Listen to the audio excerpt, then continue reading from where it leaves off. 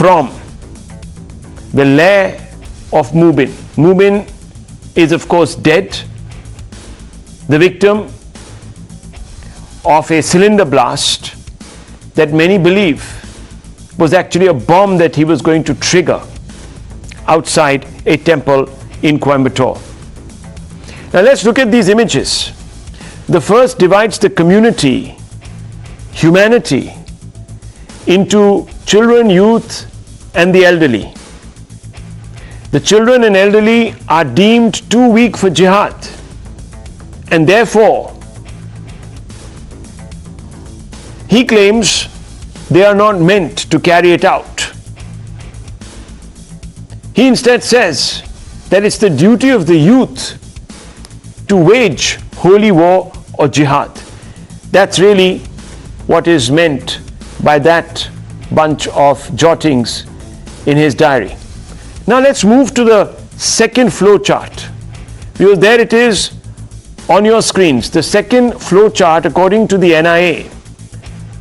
And once again, allegedly sketched by Mubin, divides humanity into two parts: the Muslims on the one side and the Kafirs on the other.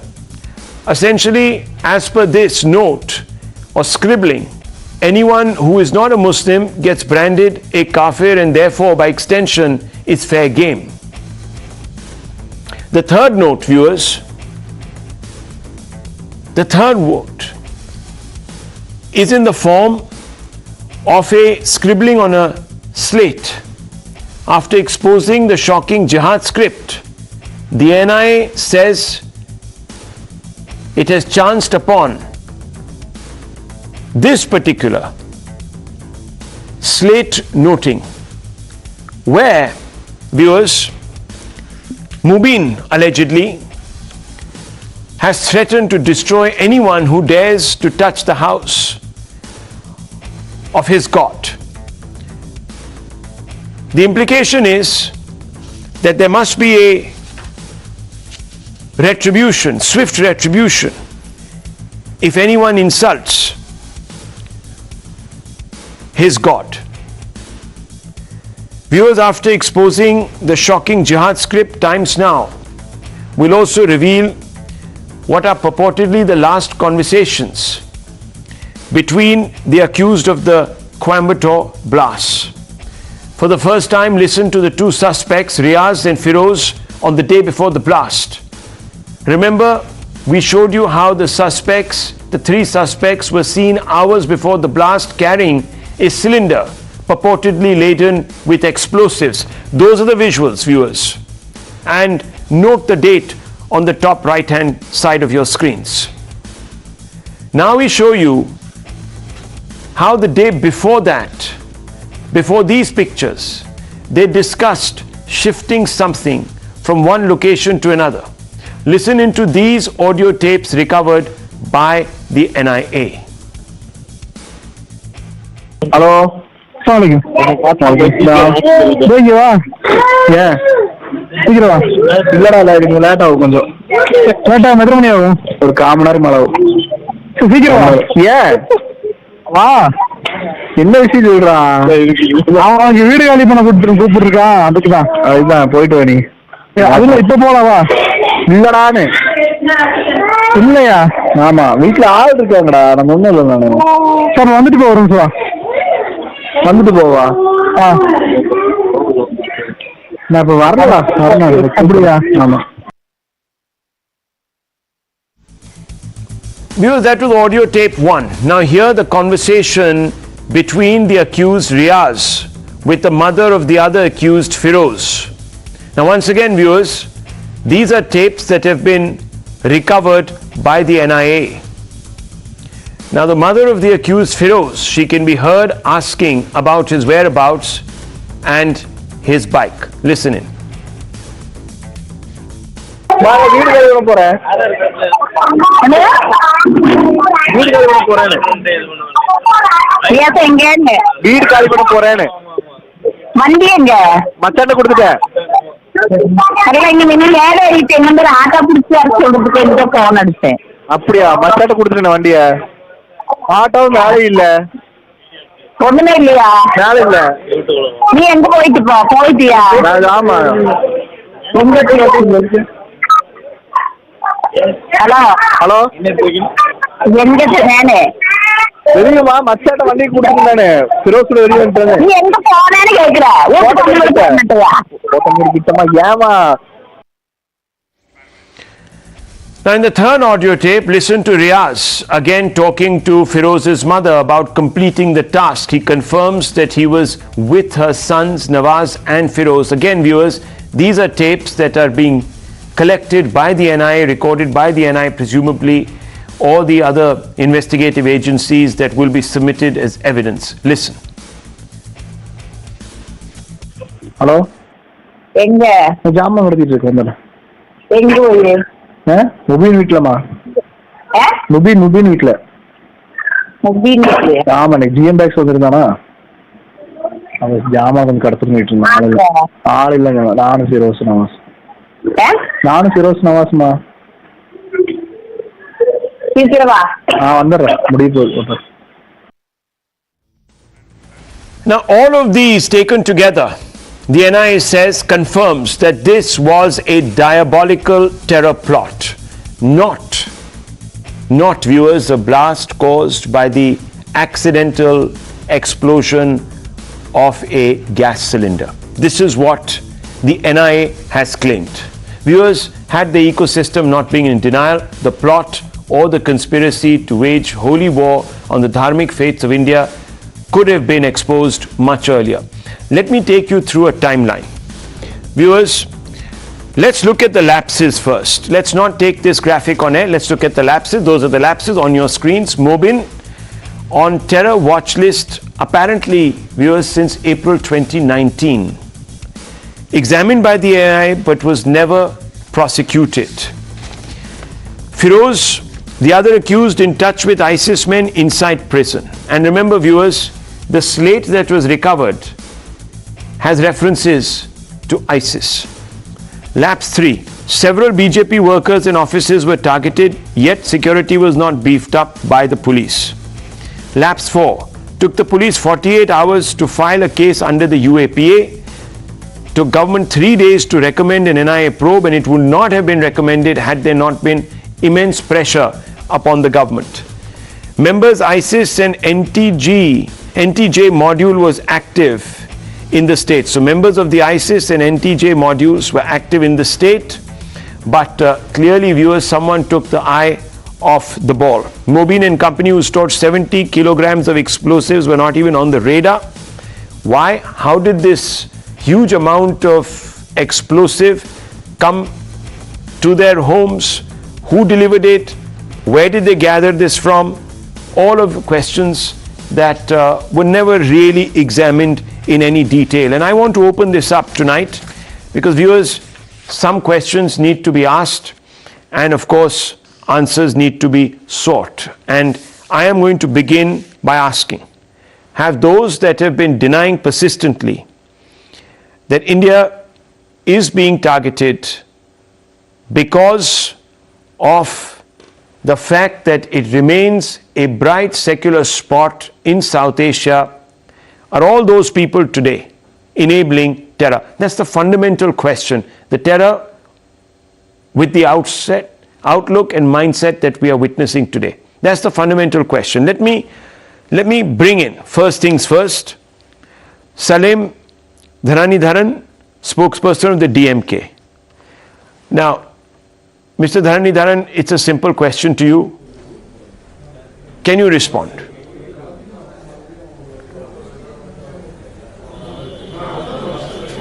See, I think the allegations are baseless, and the BJP president, Mr. Annamalai, is doing unnecessary politics with this. If I have to talk data, if you look, Delhi court bomb blast took 1 month to be transferred to NIA, and in fact, the similar instances, BJP ruled states have taken more than 20 to 40 days to transfer to the NIA, but here we have transferred within 3 days. Not just that, the NIA Act empowers the union government to take suo motu cognizance and immediately call for and NIA probe. So why hasn't the union government done? In fact, Tamil Nadu government has done a fantastic job. Our police acted with alacrity, and that is why the Internet Act, if it was a terrorist act, did not happen.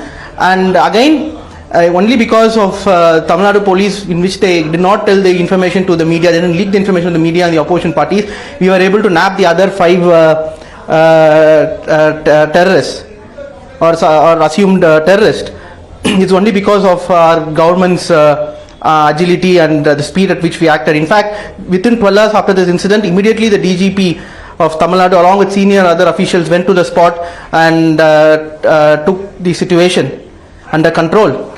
And so how do you say that we did not act? Okay. How do you say that we did not act? Okay, let's get the BJP to respond. GVL Narasimha Rao, Member of Parliament and National Spokesperson of the BJP, and Uma Anandan, BJP Councillor from Chennai, are both with us. Let me first go straight across to Mr. Rao. Mr. Rao, how do you respond to Salem Dharanidharan?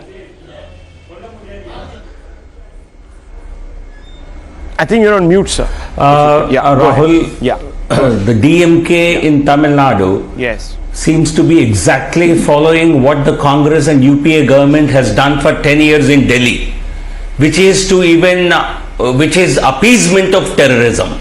I think when the incident happened, when the blast happened in the Coimbatore outside the temple, when it was evident that this was a terror attack because of the kind of needles and other substances that were found in the car, and instead of calling it a terror attack for several hours and days, they kept pretending that this is some kind of a cylinder blast, a simple accident.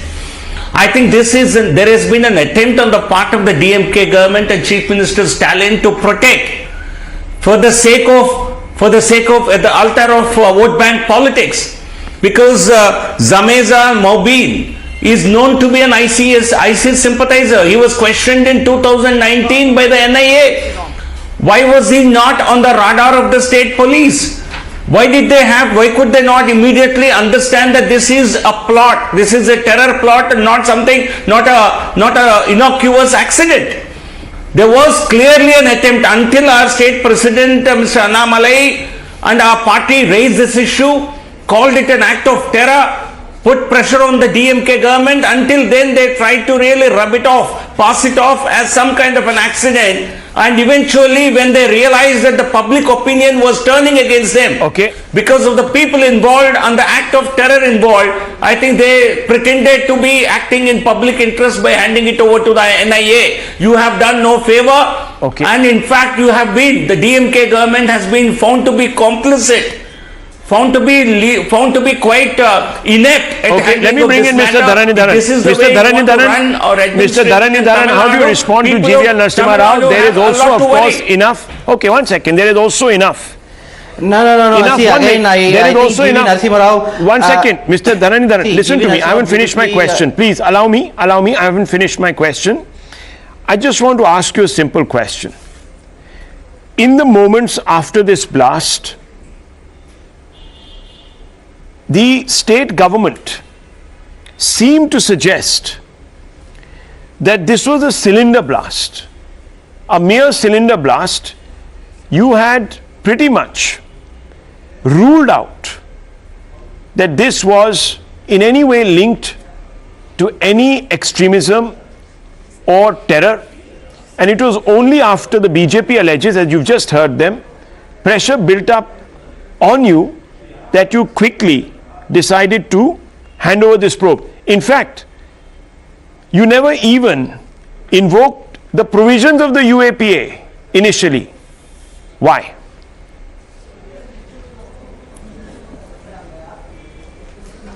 See, I think the Honorable MP seems to have forgotten the SOP of a terror act. If at all, if it's a terror act, or if it's a suspected terror act, you need not inform the public or the media or the opposition party. The police have done their job. It's the police's job to investigate. They were investigating. There is no necessity to give live commentary. Annamalai has only helped the terrorist or the assumed terrorist by giving live updates to the media and creating an issue out of it. Police have done a great job. Let them do. Now NIA has come. Let them do their job.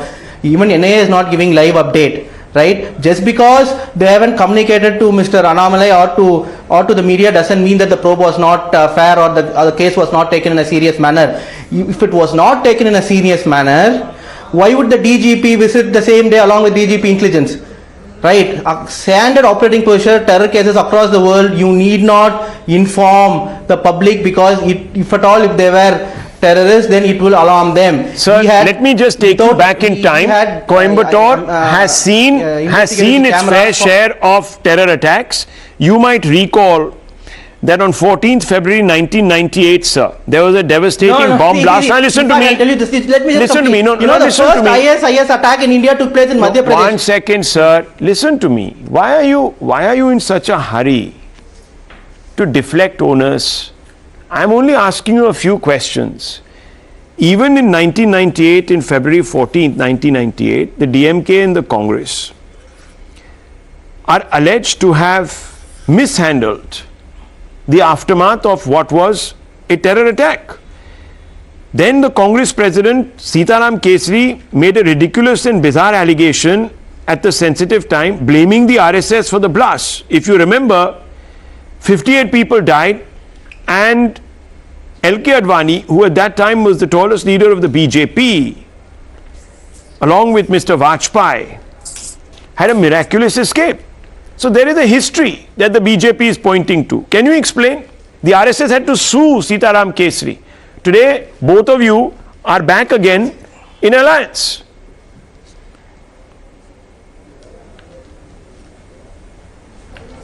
See, terrorist attack have happened everywhere. The first IS attack happened in BJP ruled Madhya Pradesh in, I think, 2017. Are you denying that the Tamil Nadu unit president of the Congress in 1998 came out and said if the bomb was planted by somebody other than the BJP, they would definitely have killed Advani because it was planted by them?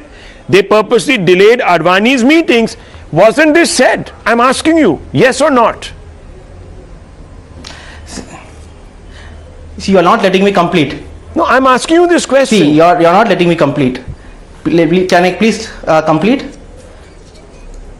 No, I want to complete. I don't want to get into that. I want to complete this. 2008, right? There were bomb blasts, successive bomb blasts in Ahmedabad. Question. I'm asking you. Gujarat, do you think, sir? Prime Minister Modi. No, 1 second. No, 1 second, sir. Please, no. 1 second. Look, you have your problem with Modi. No, let me complete. I will get the BJP to respond to that. No problem. I understand where you're going with this. I just want you to answer my question. Is it unreasonable to believe?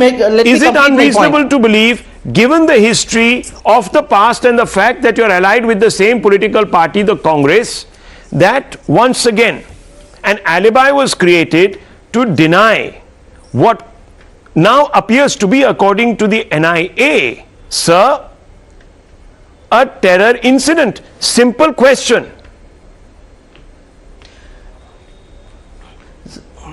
So that's why I'm saying no one is denying. It doesn't mean that if you do not communicate to the media, it doesn't mean that we did not acknowledge it. Okay. The previous honorable MP who spoke did also made a malicious allegation against the DMK, saying that we support terror and all those things. I strongly condemn him, because highest number of terror attacks have happened in BJP ruled states. Sir, right? You have been for the last year in alliance with the Congress party that described the 26/11 attacks as an RSS conspiracy. It's on record. All of this is on record. I am only asking, are you under pressure from your allies to immediately have come out there and closed your eyes to the possibility that this particular attack was in fact, or blast was in fact, the act of terror? That's the question I'm asking, and you haven't been able to explain. Now let me get Uma Anandan of the BJP to respond to you. Uma Anandan, let me change tack a little bit. Let me change tack, and I want to ask you this. Your parties have been claiming that there is a feverish, No, first, I would like to reply. anti-Hindu narrative being pushed in Tamil Nadu. There have been instances where Hindus have been linked to intolerance and all sorts of other extremist activities. And is this all therefore engendering a backlash against the Hindu community there? Uma Anandan, these are two questions. One, the DMK's response to the BJP, and the other is the question I've posed. Please go ahead.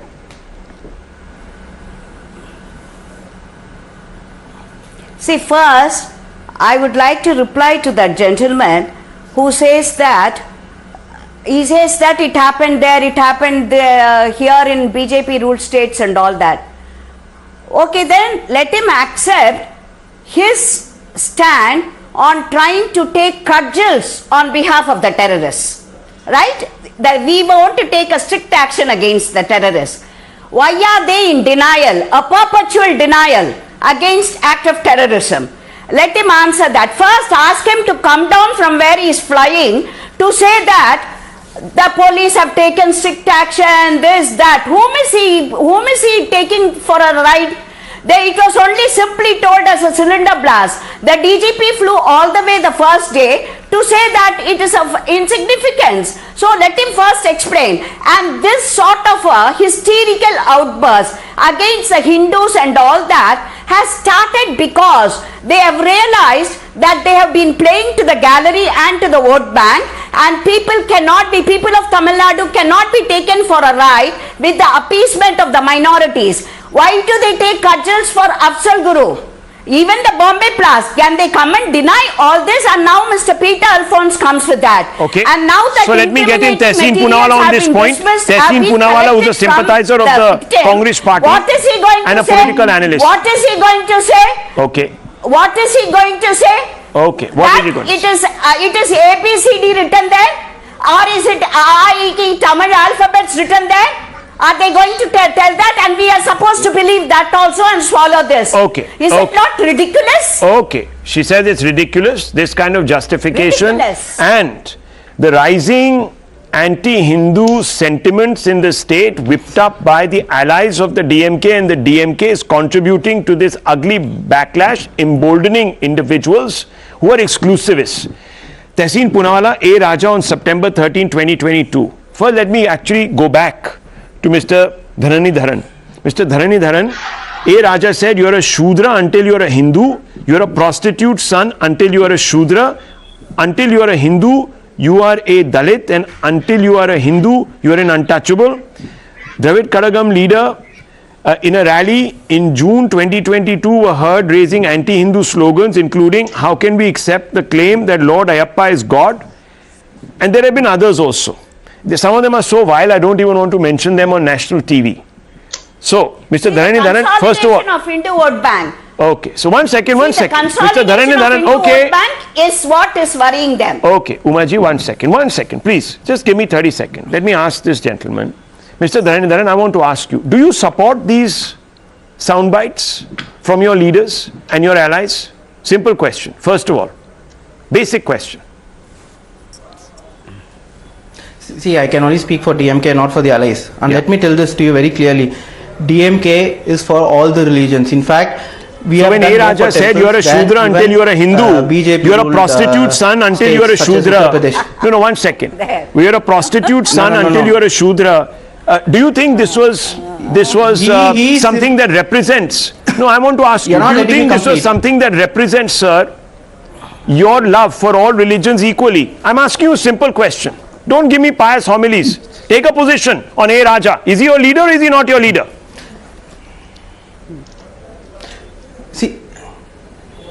See, he is our party leader, one of the party leaders. He clearly said that he mentioned what was simply written in the Manusmriti. That's all. Sir, I am asking you, is this something? And I'll tell you this. Let me tell you this. Is this something? You know who gave pension for the priest? It's the DMK government in 96. Mr. Dharanidharan, I'm asking you, don't go back into the past. I'm asking you a specific question. You are a Shudra until you are a Hindu, you are a prostitute son. You went back in the past until earlier. You are a Shudra. Tell me, is this right? Should people be saying this? Had this been said about another faith, you would have been standing on your soapbox asking for an apology. Others would have been asking for a beheading. I'm asking you, Mr. Dharanidharan, is this the way anyone in a civilized democracy speaks? Simple question, yes, no. If it is, I'll take back. I'll end this debate. He merely recited, he said what was written in the Manusmriti. Is that okay? Is everything that is written in any book always right and worthy of repetition? Have you not read the court orders? No, wrong. No, one second. No, wrong. I want to ask you. No, he is lying. He is lying. That Manusmriti is lying. He is lying. That Manusmriti is not the original one, written by Periyar Kazhagam. They are quoting from that.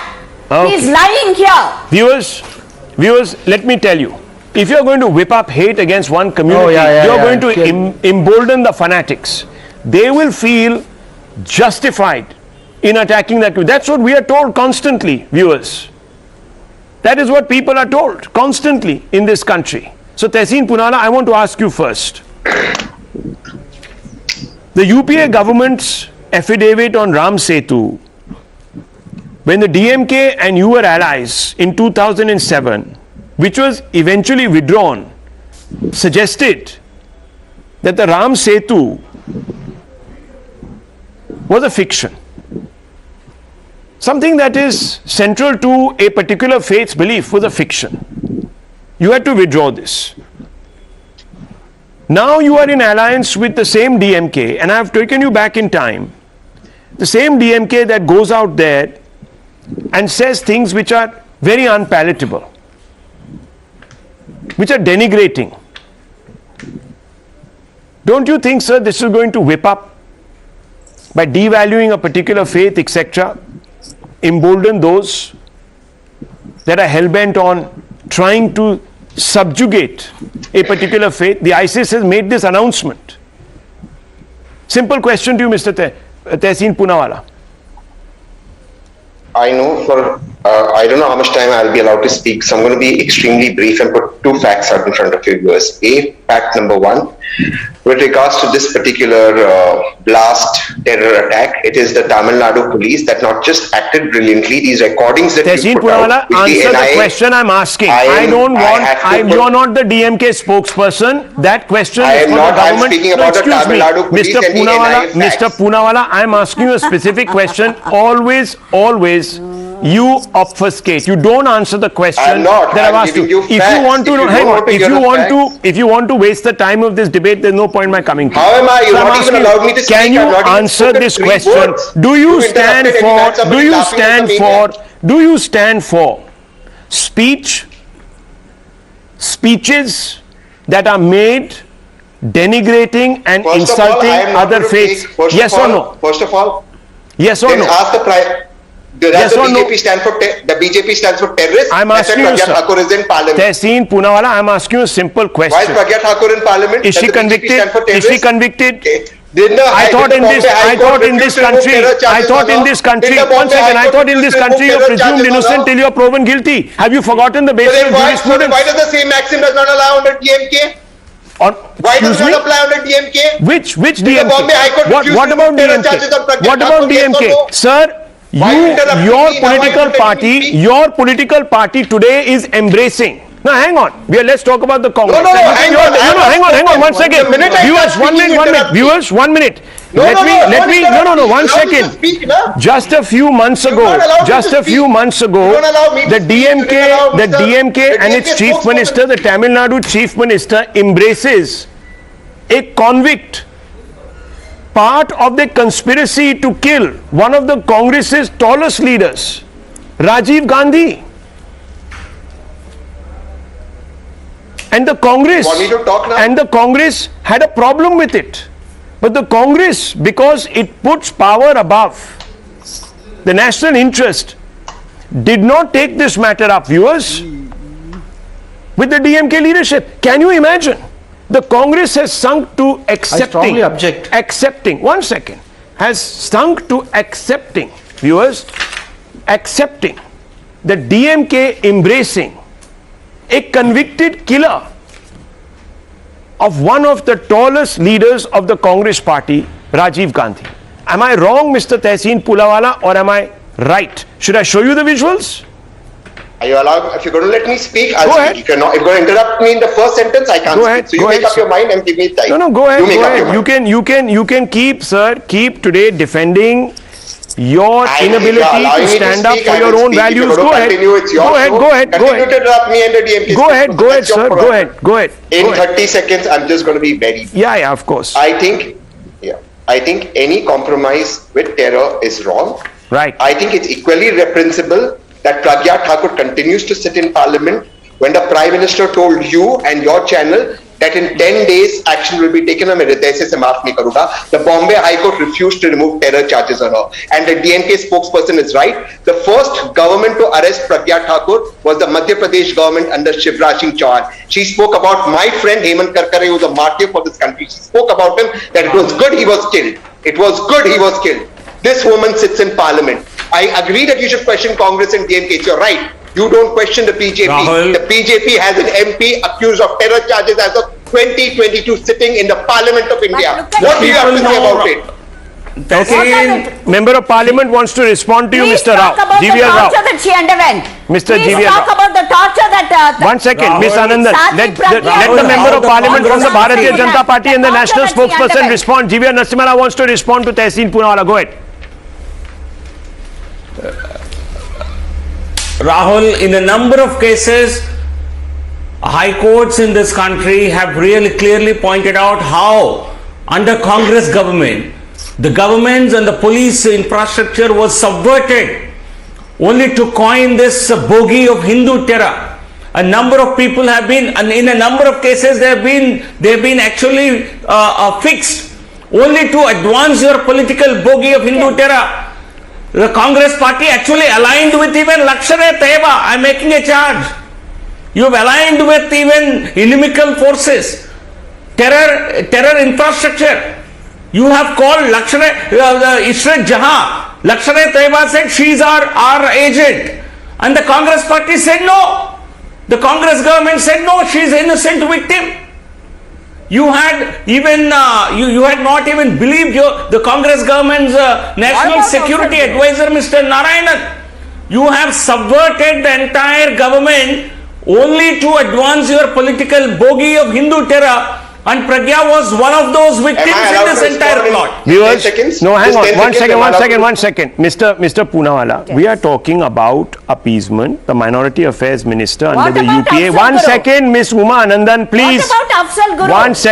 One second. Just give me 30 Who seconds. hung Afzal Guru? Congress. One second. Miss Uma Congress hung Anandan, him. give me 30 His family seconds. could not Give me meet 30 him. seconds, What please. nonsense are you talking on national TV? Okay. Congress hung him. Okay. Congress government hung him. Then why did you go out there and embrace? Why did you had Rahul no Gandhi option. stand with, one second, You why had did no Rahul option to Gandhi do it. stand in JNU with individuals who said, Afzal Guru tere katil zinda hai, who said that Afzal Guru suffered a judicial execution? Why did he go and do that? Now hang on, Okay. let me tell you, one second. answer that. I would have K. loved to Rahman Tavish Khan, Rahul's viewers, face. the Sorry. Minority I will Affairs answer Minister of the Congress said, and listen to this.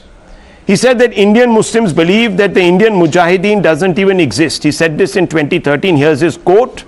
Unlike other organizations, the Muslim community is not buying its existence in the country. As far as the IM is concerned, nobody knows what it is, where it was formed, how it was formed, and who runs it, unquote. Now, viewers, who banned the IM? It was the Congress. Its own minister says it doesn't exist.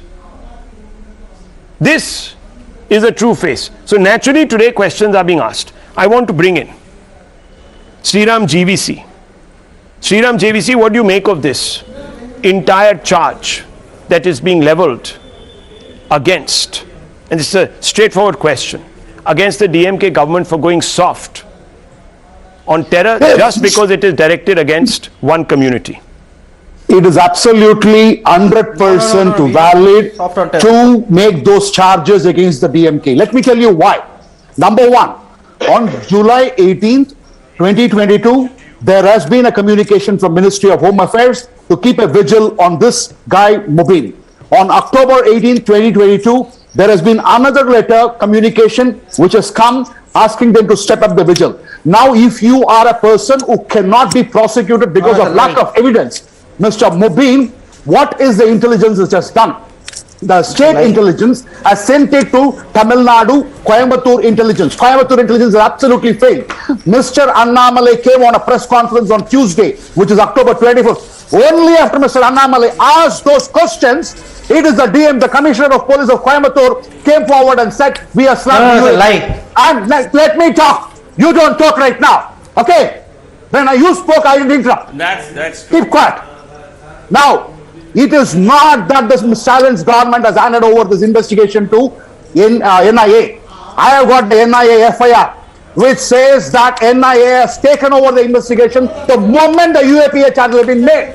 Now, DMK leader has gone on record in a YouTube channel saying that Mubin must have got sulfur, potassium, ammonium nitrate for farming activities. Now, do you want to live in denial, Rahul? Yes. How long? Do you know the DMK government was dismissed in 1991 because they gave a sanctuary to LTT, and the short-lived government, in 2 years' time, the government was dismissed. DMK has not learned any lesson. They are practicing vote bank politics. They are doing minority appeasement, and the truth has to come out. And all this is because Mr. Annamalai came out with that blistering press conference. And let me also tell you, the IT Deputy General Secretary of the DMK IT wing even leveled charges against the Excellency Governor R.N. Ravi. This happened. Can the DMK spokesperson who has come here deny any of these things? Can he deny the charge that I'm making that Mubin was called as a farmer and he probably kept all those explosives for farming activities? Mr. Dharanidharan, you've just heard Sriram JVC make some charges. I also want to put on record that the Supreme Court itself has said that while religious texts form important part of the ancient Indian literature, but these cannot be said to be historical records to incontrovertibly prove the existence of the characters and occurrence of events depicted therein. So this has been said. This is what the government said in an affidavit filed in the Supreme Court. This is what the government said, viewers. So you just can't take recourse. This is what was said before the Supreme Court. You can't say, oh, that person was quoting this text and that text.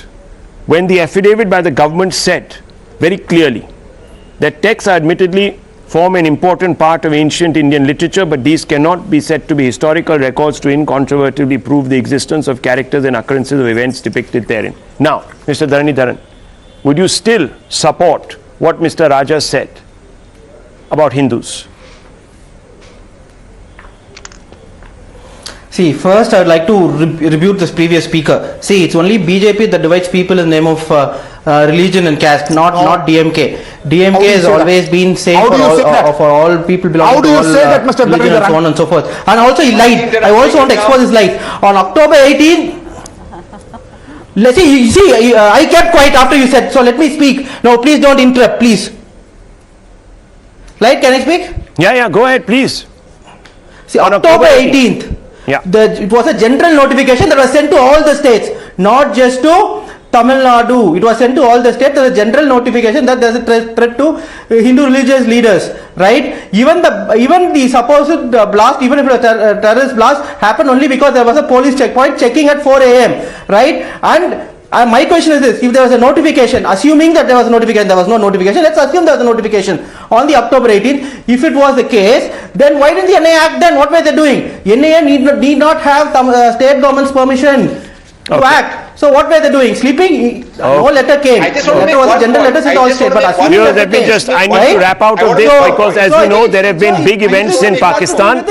One second, gentlemen, one second. There have been big events in Pakistan. I want to just focus on that also. I'm just going to say a couple of things. Viewers, I read out a timeline of lapses.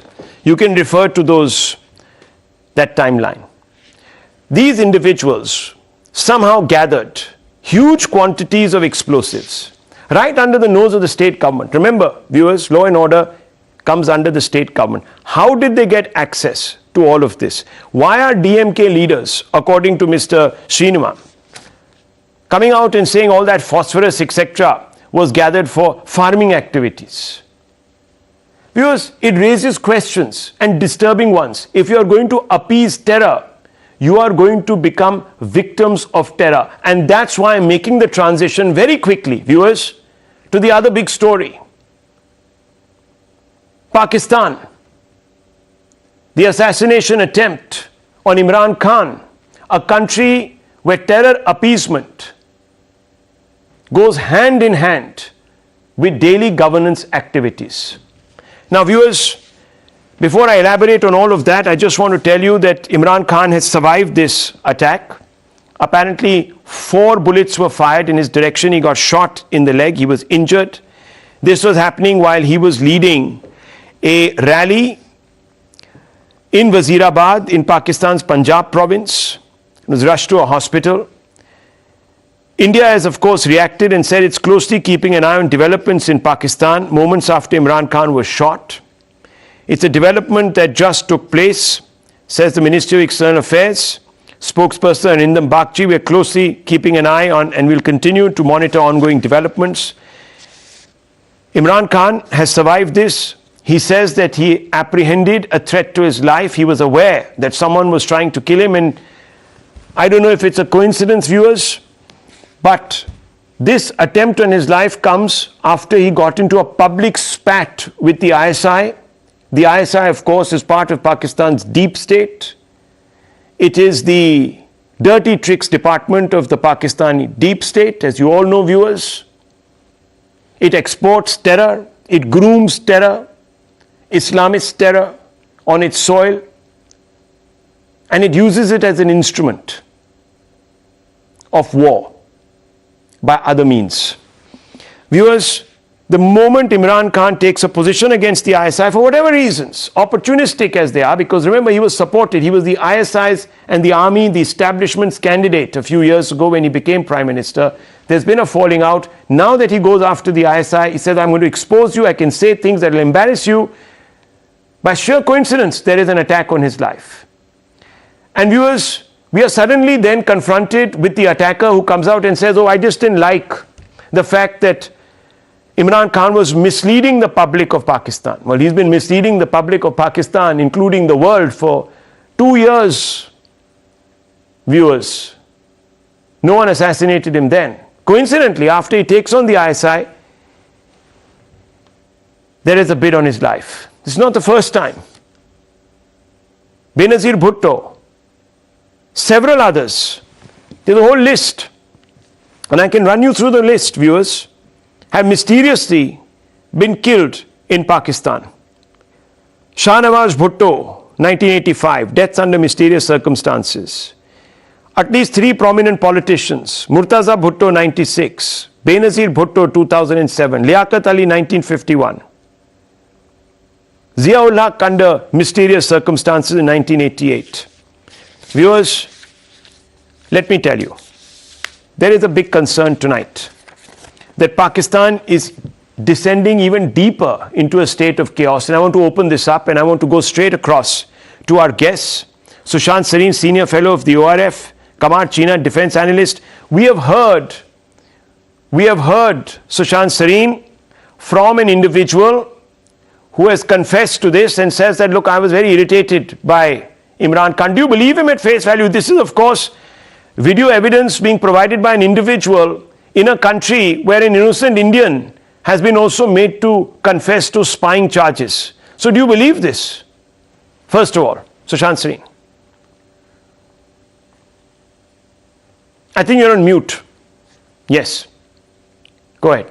Yeah. Sorry. Yeah. No, Rahul, I don't take anything at face value when it comes from Pakistan. There are always wheels within wheels within wheels.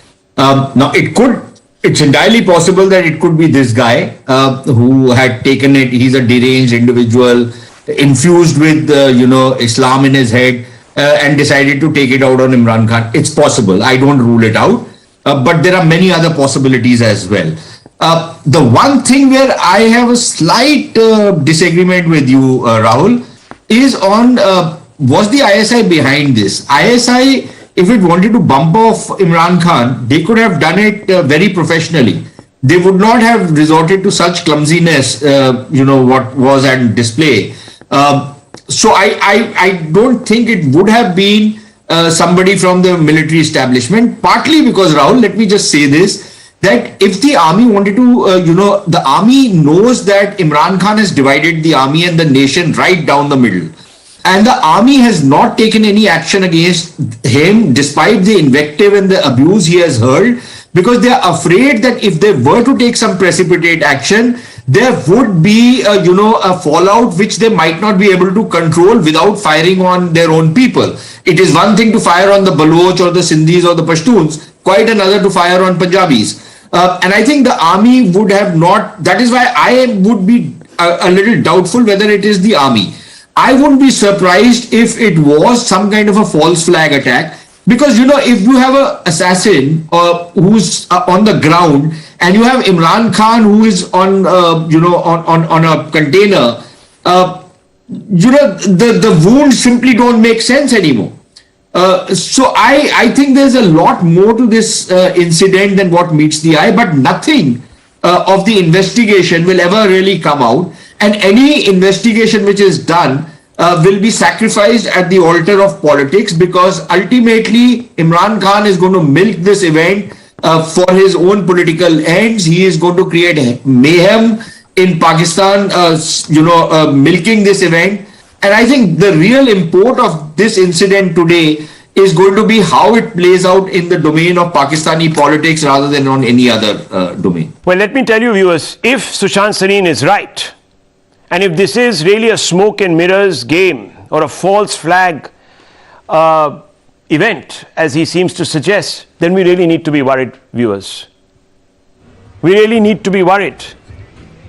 Then it tells you that a failed state led by flawed leaders is falling even further, General Bakshi, is falling even further into anarchy.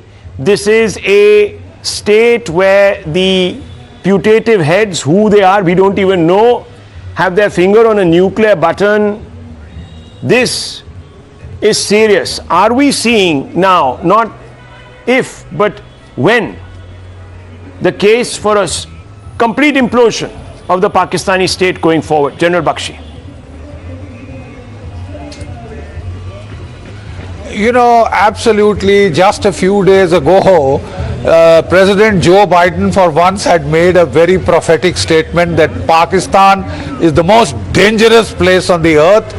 Nuclear weapons in the hand of a country which is dangerously destabilized, economically sinking into a black hole, and a battleground of competing geopolitical pulls and pressures.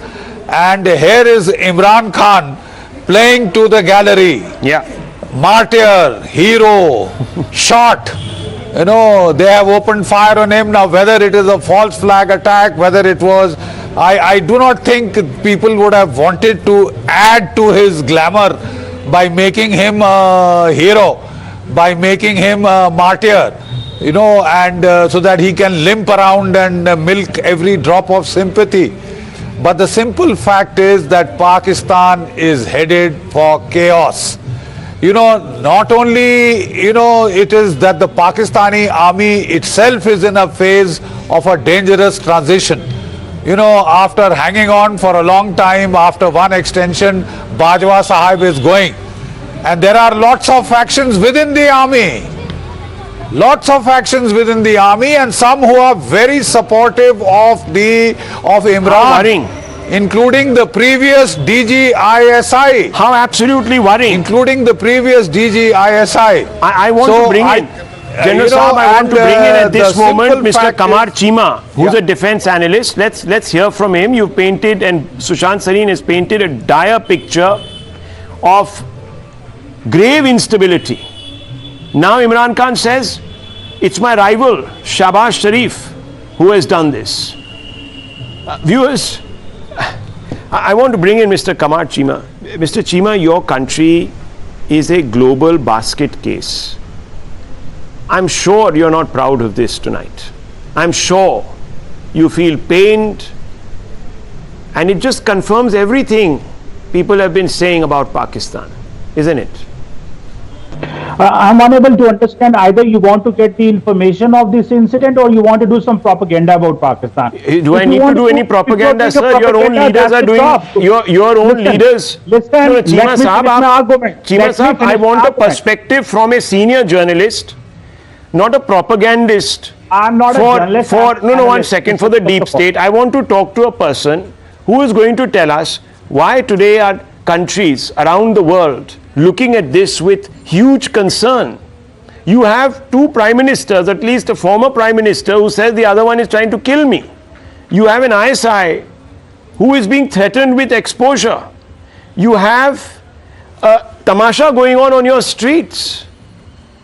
Anyone looking at this would be worried. You should be worried.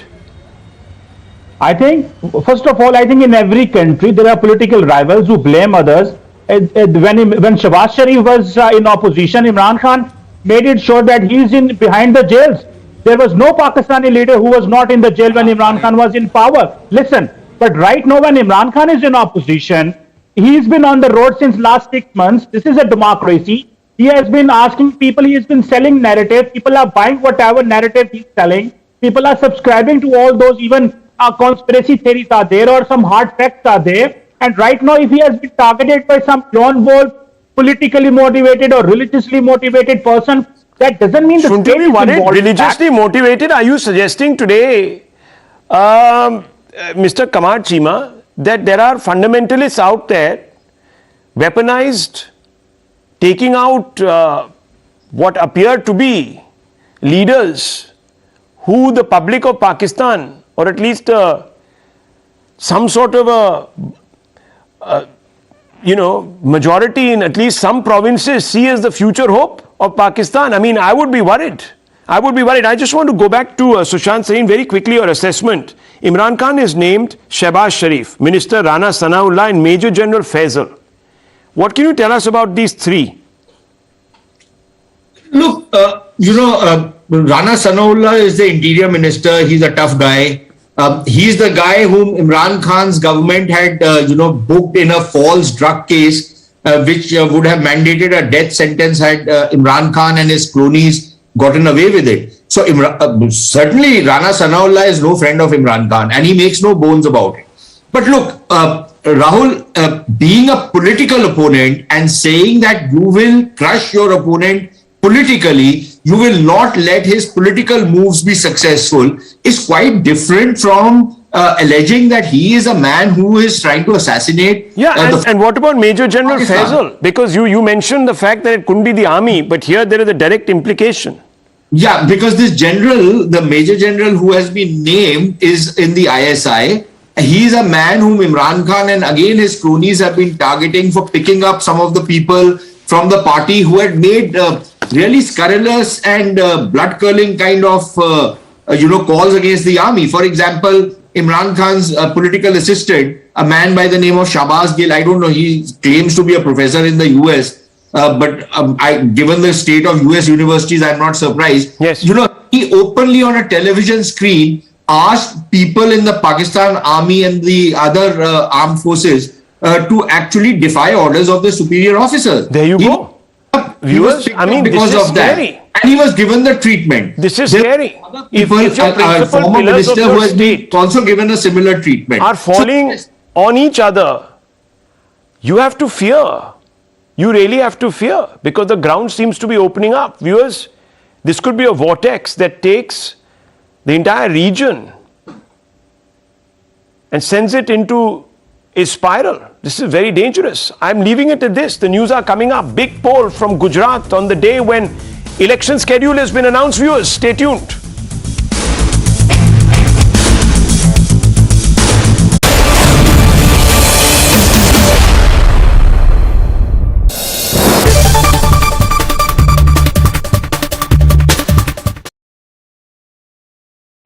The most pressing issues, the most informed minds, free and fair exchange. Converse India with Rahul Shivshankar. आपको सब film star ही चाहिए मथुरा में। नहीं हेममान कन्हैया जी ने भक्त चाहिए कल रात की सावन का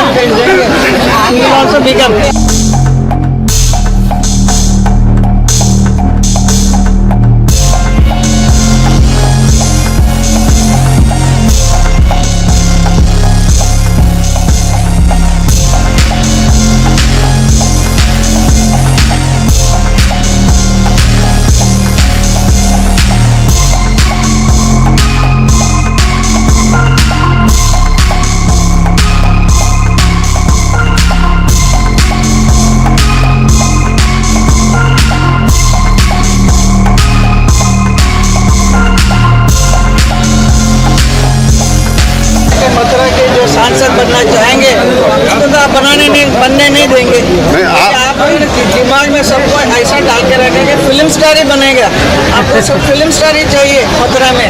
नहीं हेमा कन्हैया जी ने भक्त चाहिए ही कल रात की सावन का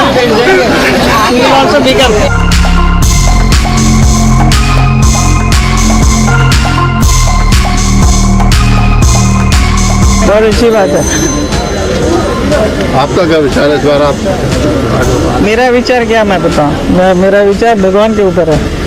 Lord Krishna will do it.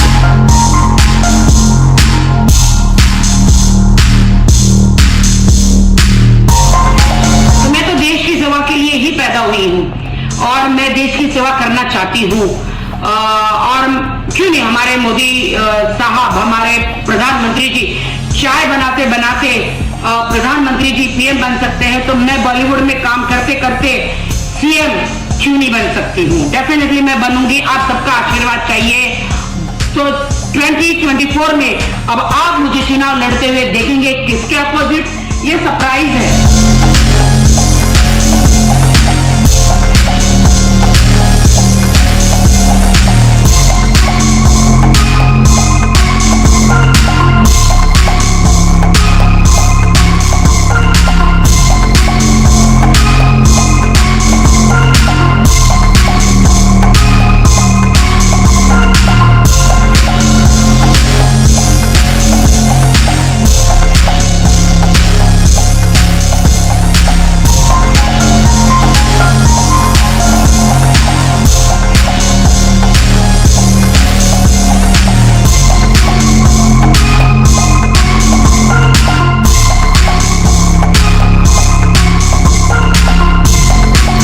The top stories on the show tonight, viewers. Prime Minister Narendra Modi addresses a program marking Vigilance Awareness Week in Delhi's Vigyan Bhavan. Says centre is working to change system created by Abhav and Dabav. Amit Shah held a coordination committee meeting at BJP state headquarters in Gandhinagar. Brainstorming over 47 assembly seats of 13 districts was conducted on day one. More than 4,300 candidates applied for 182 assembly seats. Agencies expressed satisfaction over security arrangements at the private residence of BJP MP Subramanian Swamy. This after centre apprised Delhi High Court of the arrangements made. Massive protests in Karnataka's Vijaypura over BJP MLA Basangowda Patil Yatnal's disparaging comments against Banajiga community. Banajiga community leaders are carrying out protests demanding an apology from the minister. West Bengal Chief Minister Mamata Banerjee plays a drum as she arrives at the family function of West Bengal Governor La Ganeshan.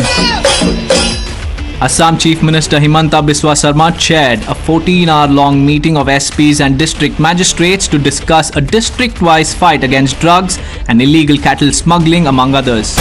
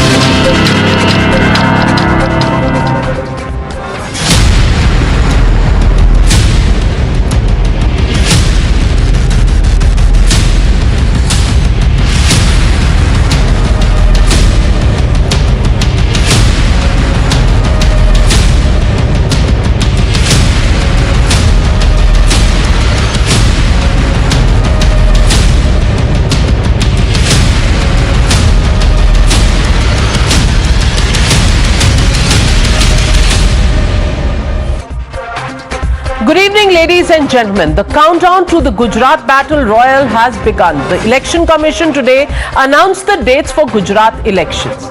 The election will be held in two phases on the 1st and 5th of December, and results will be announced simultaneously with the Himachal Pradesh results on the 8th of December. The BJP has been ruling Gujarat for the last 27 years. But what will be Gujarat's fate this time? To understand the pulse of the voters of the state, Times Now has conducted the biggest and the most accurate opinion poll of the state. This mega opinion poll will tell you which way the wind is blowing in Gujarat. Our poll with ETG Research will give us the indications, because we've taken the methodology of the largest number of sample size, 25,500 people, for the seat projection. And for the questions, social questions that we've asked people, there are about 7,800 respondents. And in all of this, we can tell you 60% of these have been based on calls and 40% have been door-to-door questions and answers received by the actual voters across Gujarat. And the latest in Gujarat, right up to 3 days ago, is what has been included in terms of the questions of this poll survey. To get ahead and get on with the questions we've asked, let me first introduce our panel to you.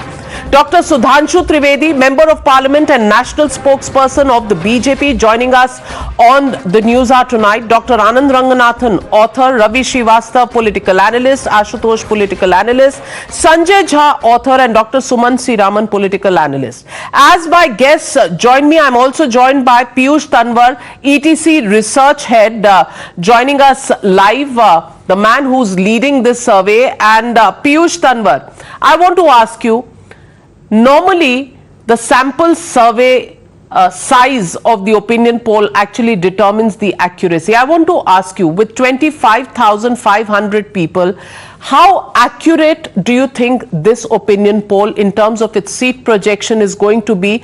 And till what time have you collected the samples? As in, when did you finally end the whole question process with the respondents? Yes, ma'am. I would like to tell you and the Times Now viewers that what is our process. And first of all, I will say that for the social questions, we have collected 7,800 samples. And for the opinion poll, we have collected 25,500 samples.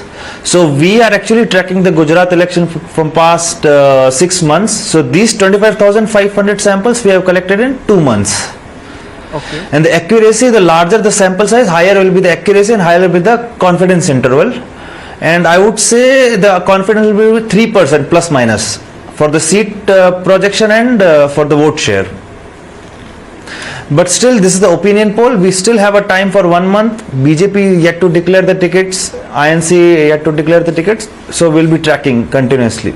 Well, thanks Piyush for giving us that information. So let's begin in right earnest with the questions that we have asked our respondents. And first, let's begin with what is the biggest poll issue in Gujarat? 43% respondents said inflation, unemployment 28%, growth story 18%, corruption 11%. So price rise and inflation is a big issue in Gujarat and on the lips of every voter. Question number 2, what would you say about the Gujarat fight? Which parties is it between? Options given were BJP versus Aam Aadmi Party. 54% people actually believe that this is a BJP versus Aam Aadmi Party affair. BJP versus Congress, only 10% of the people are convinced that this is between the BJP and the Congress. 16% believe it's a three-cornered contest, BJP versus Congress versus AAP. One-sided voting, 20%. So if you look at it, 54% people believe that it is between the BJP and the Aam Aadmi Party. The question number 3 that we asked, how do you look at Gopal Italia's controversial remarks in the recent past? Many people, in fact 25% of the people believe that the attack is on Gujarat's culture. 1 out of every 4 people believe that this is an attack on Gujarat's culture. The personal comments made about the Prime Minister's mother, as well as the fact that Hindus are exploited in temples, well, that hasn't gone down well with the people of Gujarat. Pitch for anti-BJP votes, 30% people believe that this is only a posturing. Direct attack strategy, 24% people believe it's that. And a self-goal, 21% people believe it's a self-goal. So if you add 25% people who believe it's against Gujarati Asmita that the Prime Minister has often talked about even when he was Chief Minister, and add to it the Aam Aadmi Party's self-goal, 21% people, then 46% people believe that this has not gone down well with Gujarat. Will scam allegations on the Aam Aadmi Party in Delhi impact Gujarat poll results? Big benefit to the BJP, say 36% people. Political revenge, 27% people. Marginal effect, 15%. Can't say 22% people believe that. Question number 5. What would you say about the freebie promises? Just promises, nothing else. 32% people believe nobody is serious about delivering on these promises. Free only for those who are in need, 14% believe it should be targeted. Important in times of inflation, 37% of people believe it is important. Can't say 17%. And question number 6, why does the BJP keep winning in Gujarat? 45% of the people believe that the Gujarat model for growth is what wins the BJP, and that's why they have been in power for 27 years. Strong organization adds to that, 19%, so that takes the number to about 64, and weak opposition, 27% people believe that, hard to say 9%. So the growth model and the strong organization together is the winning formula for the BJP. So Dhanshu Trivedi ji, is that a big thumbs up? Even though inflation is a concern, people believe that your party can deliver the development that people of Gujarat need.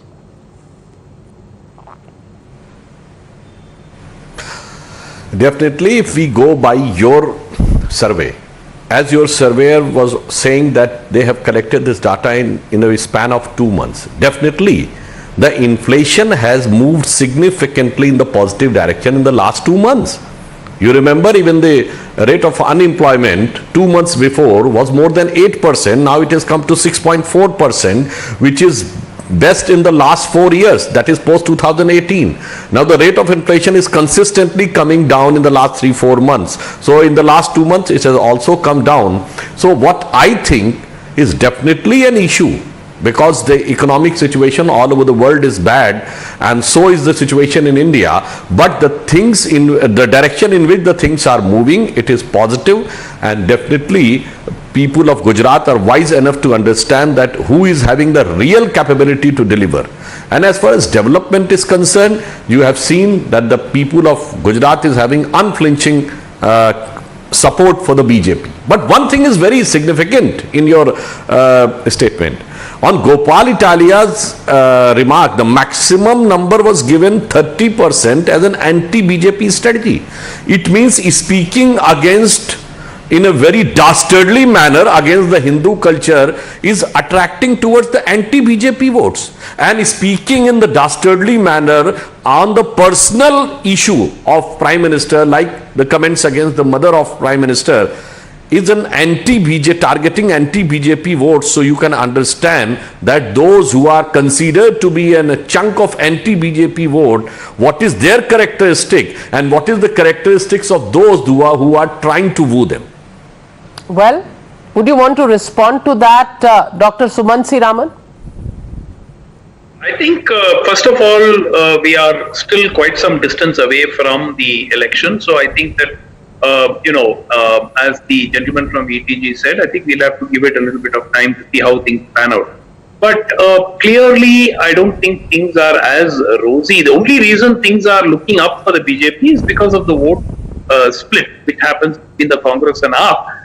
And if you look at it, even by the ETG's own earlier opinion polls, which they published, I think, 2 days ago, 20 days ago, the vote share margin between the BJP and the AAP plus the Congress is actually not a great deal. So this clearly is a case of where the AAP is emerging as a big force in Gujarat. The Congress is perhaps not imploding as much as it perhaps should implode for the AAP to, cause a big upset. So certainly the advantage would be with the BJP, but I don't think it's really got to do anything with the BJP's increasing vote share. We certainly expect the vote share of the BJP to go down. Whether it goes down by 3% or 5%, it's bound to go down. But the point is the opposition vote is getting split, and that is really going to be the factor as far as this election is concerned. Unless you steered clear of the question that was asked to you, the mindset, the self-goal of Gopal Italia's statement. I don't think that these things are really going to have such a huge impact on the ground. And in any case, Gopal Italia may not even be the chief ministerial candidate if, it could be Mr. Gadvi, who's actually preferred as the chief ministerial candidate. It is a possibility. So I don't think that these things are really going to have a huge impact on the ground. And the point really is the very fact that these are being highlighted here. And you spoke about this 25% plus 21%, but you left out the fact that 54% say that it's a pitch for the anti-BJP votes and it's a direct attack strategy, which is not really, favoring the BJP. So I think that you have to look at these things as pretty, they are basically sideshows. People are not voting for Gopal Italia. They are voting for Aam Aadmi Party. If they want to choose AAP in this election, they are voting for Arvind Kejriwal. And I don't think that what Gopal Italia says is really going to be a factor in this election. And in Gujarat, Dr. Anand Ranganathan, do you feel that in Gujarat, people are going to give Arvind Kejriwal a chance against, again, they're not voting for Mr. Bhupesh Patel, they are voting for Modi. So, Modi versus Kejriwal, do you think that is a formula that will work in favor of the Aam Aadmi Party? Good evening, Navika. There are 3 or 4 things here. Number one, I think we have to accept the fact that if at all there is a wave that has lasted almost a decade, it is the Modi wave. So even though he is not at the helm in Gujarat, I think Modi wave is possibly going to come to the rescue of the BJP in Gujarat yet again. Having said that, can I very quickly fact check and correct my good friend Dr. Sudhanshu Trivedi, because Gujarat's CPI retail inflation, these are Government of India figures last week, is higher than the national average. National average is 7.41, Gujarat is 7.95. In fact, in Himachal, another poll-bound state, it is lower than the national average, 4.6. So Gujaratis are obviously worried about the retail inflation, and I think it is to be expected because it's a very prosperous, business-minded state, and we're just emerging from, COVID, and bang into a situation where the world is at war. You have the Ukraine war, you have so many other oil price issues and everything else. So inflation is a big issue, and let us please not forget that in 2017 it was the last election, it was neck and neck till the last couple of hours. So here can I please disagree with Dr. Sumant Raman when he says that this is a 3-way contest. No, I think the Congress, and Sanjay Javed reiterate, this Congress has abdicated. Congress has run away. So it is, and as the poll also shows, most of the people think it is a 2-way straight 2-corner contest. Earlier it used to be BJP and Congress, now it is BJP and AAP. And here I have to say this, the fact that the AAP has so easily replaced Congress is, I would say, a praise for Aam Aadmi Party, nothing else, because if you look back in the last decade or so, I cannot think of one state where a very prominent party has been so effectively replaced by another party. Now, of course, it is to do with the abdication of the Congress and the poor show of Congress all nation round.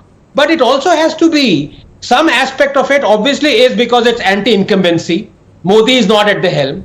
But AAP has to be given some amount of praise for this. I have to accept this. But Sanjay Jha? 1 minute. Sanjay Jha? One quick point. 1 minute, One Dr. quick point, Sumansi Raman, just a minute, point. 1 minute. Dr. Sanjay Jha, I need to ask him, why do people in Gujarat feel it is actually not a contest for the Congress anymore? It is actually Aam Aadmi Party versus the BJP. The Congress is missing in action. It is somewhere between Kerala and Hyderabad. The point is whether it is going to implode fast enough for the Aam Aadmi Party to win the election. That is the point I was making. I'm not sure that the Congress will implode fast enough for the Aam Aadmi Party to actually take this election away from the BJP. Well, new things are happening on the panel. Dr. Anand Ranganathan batting more for the Aam Aadmi Party today than Dr. Sumansi Raman is. Dr. Sanjay Jha, how do you see this? Can you hear me? Can you hear me on the show? Yes, because I can't of course, hear your voice. loud and clear. Till Gujarat. Okay. well. Let me start by basically saying that if what you're saying on your opinion poll holds, it is an extremely depressing news for the Congress party. One, because it has been the principal opposition, having vote shares going as high as 42%, and yet it was not able to displace the BJP. If the Congress has ceded space to AAP after Punjab, this will have a significant repercussion on a pan-India basis, and worse, it will deflate what I believe is a fairly good initiative in the Bharat Jodo Yatra. So for the Congress, there is tremendous stakes in the Gujarat election. My feedback, I mean, this is given to me again, and it could be a biased, prejudiced feedback coming to me from those who are part of the Congress team, is that actually AAP will be in the third position, but will damage the Congress enough to give BJP a virtual cakewalk. Now, this is what I'm hearing from those who are in the know and probably doing good work for the Congress at the ground level. The other point which is critical is that I do believe that after the extremely sad and tragic Morbi tragedy, you are going to see some degree of anti-BJP voting. Whether that will be enough to kind of truncate their vote share, I'm not so sure. But the impact will definitely be felt, because at the end of the day, I think the common people in Gujarat, even when the Gujarat model has been talked about, all over the headlines, the common people of Gujarat have always been marginalized, and that's there in the data points. But the larger point here, Navika, is this, that if the Congress party has still not been able to recognize that if you want to defeat the BJP in 2024, you had to stop them in the state in the earlier election. I said that in 2019, I said that in 2014. Mr. Modi and Mr. Shah, the two most formidable political personalities in the BJP, they come from Gujarat. If the Congress were to have defeated them in Gujarat, trust me, within the BJP that Sudhanshu ji is part of, Sanjay, can I there ask would you be a a simple lot question? of internal rumblings. Let me tell you that not everybody within the BJP is an extremely happy and associated individual. And I think if the Congress strategically plays this card, Compare that to the happiness. Compare that to the happiness index within the Congress party, Sanjay Jha, and tell us. I'm not able to hear you. I said compare that to the happiness index within the Congress party itself. For Rajasthan, for example. I agree. I agree with you. I mean, look at the kind of situation the Congress finds itself in. That at a moment when you should be focusing on the Himachal and Gujarat election, you have a flashpoint. I agree with you. There is a crisis of epic proportions brewing in Rajasthan. Sachin Pilot has called a spade, and Mr. Kharge sooner rather than later will have to pass the acid test. You can't run a political party through Dr. Anand Ranganathan. Dr. Anand Ranganathan. No, very, very quickly. The reason why I said Congress has abdicated the space and run away is facing us. It is basically right in front of you, Sanjay. Can you explain to me? Can you answer this question? Why is the Bharat Jodo Yatra not in Gujarat? Well, the simple answer to that, Anand, can be this: that end of day, when you do a yatra of a national kind, there is a logistical compulsion, and you don't want to just make a cosmetic flirtation by saying I will touch each and every state. I think the announcement that the Congress party has made that they will then do a west to east kind of a yatra. I think that to me makes a lot more rational sense. But just to be visiting fantastic, Gujarat, they'll make the west to east yatra after the west elections are over and the east elections are over, and they will make the south to north yatra when nothing is going to polls there. Well, logic, Congress style, let's leave it at that. I'll take the next few questions before I come to you, Ashutosh ji and Ravi Srivastav. Question number 7 that we put to our respondents: who would Muslim voters vote for?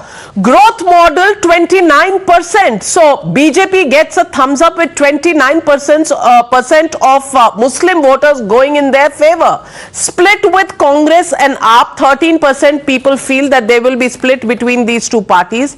34% people feel कि ये तो आम आदमी party के साथ चले जाएंगे, and whoever defeats BJP, 24% people. So BJP gets 29% of the Muslim votes, but Congress loses its trump card, appeasement politics, also to the Aam Aadmi Party. अब क्या होगा संजय झा, अब क्या होगा? Question number 8. Who will the OBC voters vote for in Gujarat? BJP 48%, Congress 14%, Aam Aadmi Party 31%, same caste candidate 7%. So BJP OBC votes will go to the BJP. Who is the female voters' choice in Gujarat? 48% again the BJP. Congress 12%, Aam Aadmi Party 33%, not one single party 7%. So 48% of OBCs, 29% of Muslims, and 48% of women. Well, I think it's all stacked up in BJP's favor. How do you look at the Morbi bridge collapse incident? That's a question of the latest occurrence that we have asked our respondents. Administrative failure 28%, negligence of state 23%, accident 18%, all of the above 31%. I want to take these questions to Ashutosh. Ashutosh, what do you think? What do you think is happening on ground zero in Gujarat? Ashutosh, you're on mute, which is a very seldom occurrence with you, but you're on mute today. You keep me muted. What can I do? See, in Gujarat election, we have to Don't understand blame me. Gujarat election. You were handling your own buttons because you're on a sorry, not on a camera, you are on your Zoom connection. So please, allegations against the channel are not, without evidence are not welcome. My apology. See, now I think to understand Gujarat election, we have to take 2-3 things in consideration. First of all, Gujarat election is not a normal election. The advantage definitely will be the BJP. There is no doubt about it, and for 3-4 reasons. One, the solid Hindu consolidation. Secondly, it's a consolidation of sub-nationalism of Gujarat. And thirdly, Mr. Narendra Modi himself. If you remove Narendra Modi from the Gujarat election and then you contest election, I think then there will be level playing field. Otherwise, with Modi, I think there is no level playing field in Gujarat politics. The point is where I differ with this survey, and I made it very clear that we have to understand the phenomenon called Aam Aadmi Party. If you go to the Kerala in a remote part, you will find few people who will talk about Aam Aadmi Party, who will talk about the Kejriwal, but will they vote for Aam Aadmi Party? That is something which we have to understand. And this I have personally witnessed, so I can tell you with a lot of confidence. Congress party, I think, is grossly underestimated in this survey. Congress will not go down so badly as people are expecting.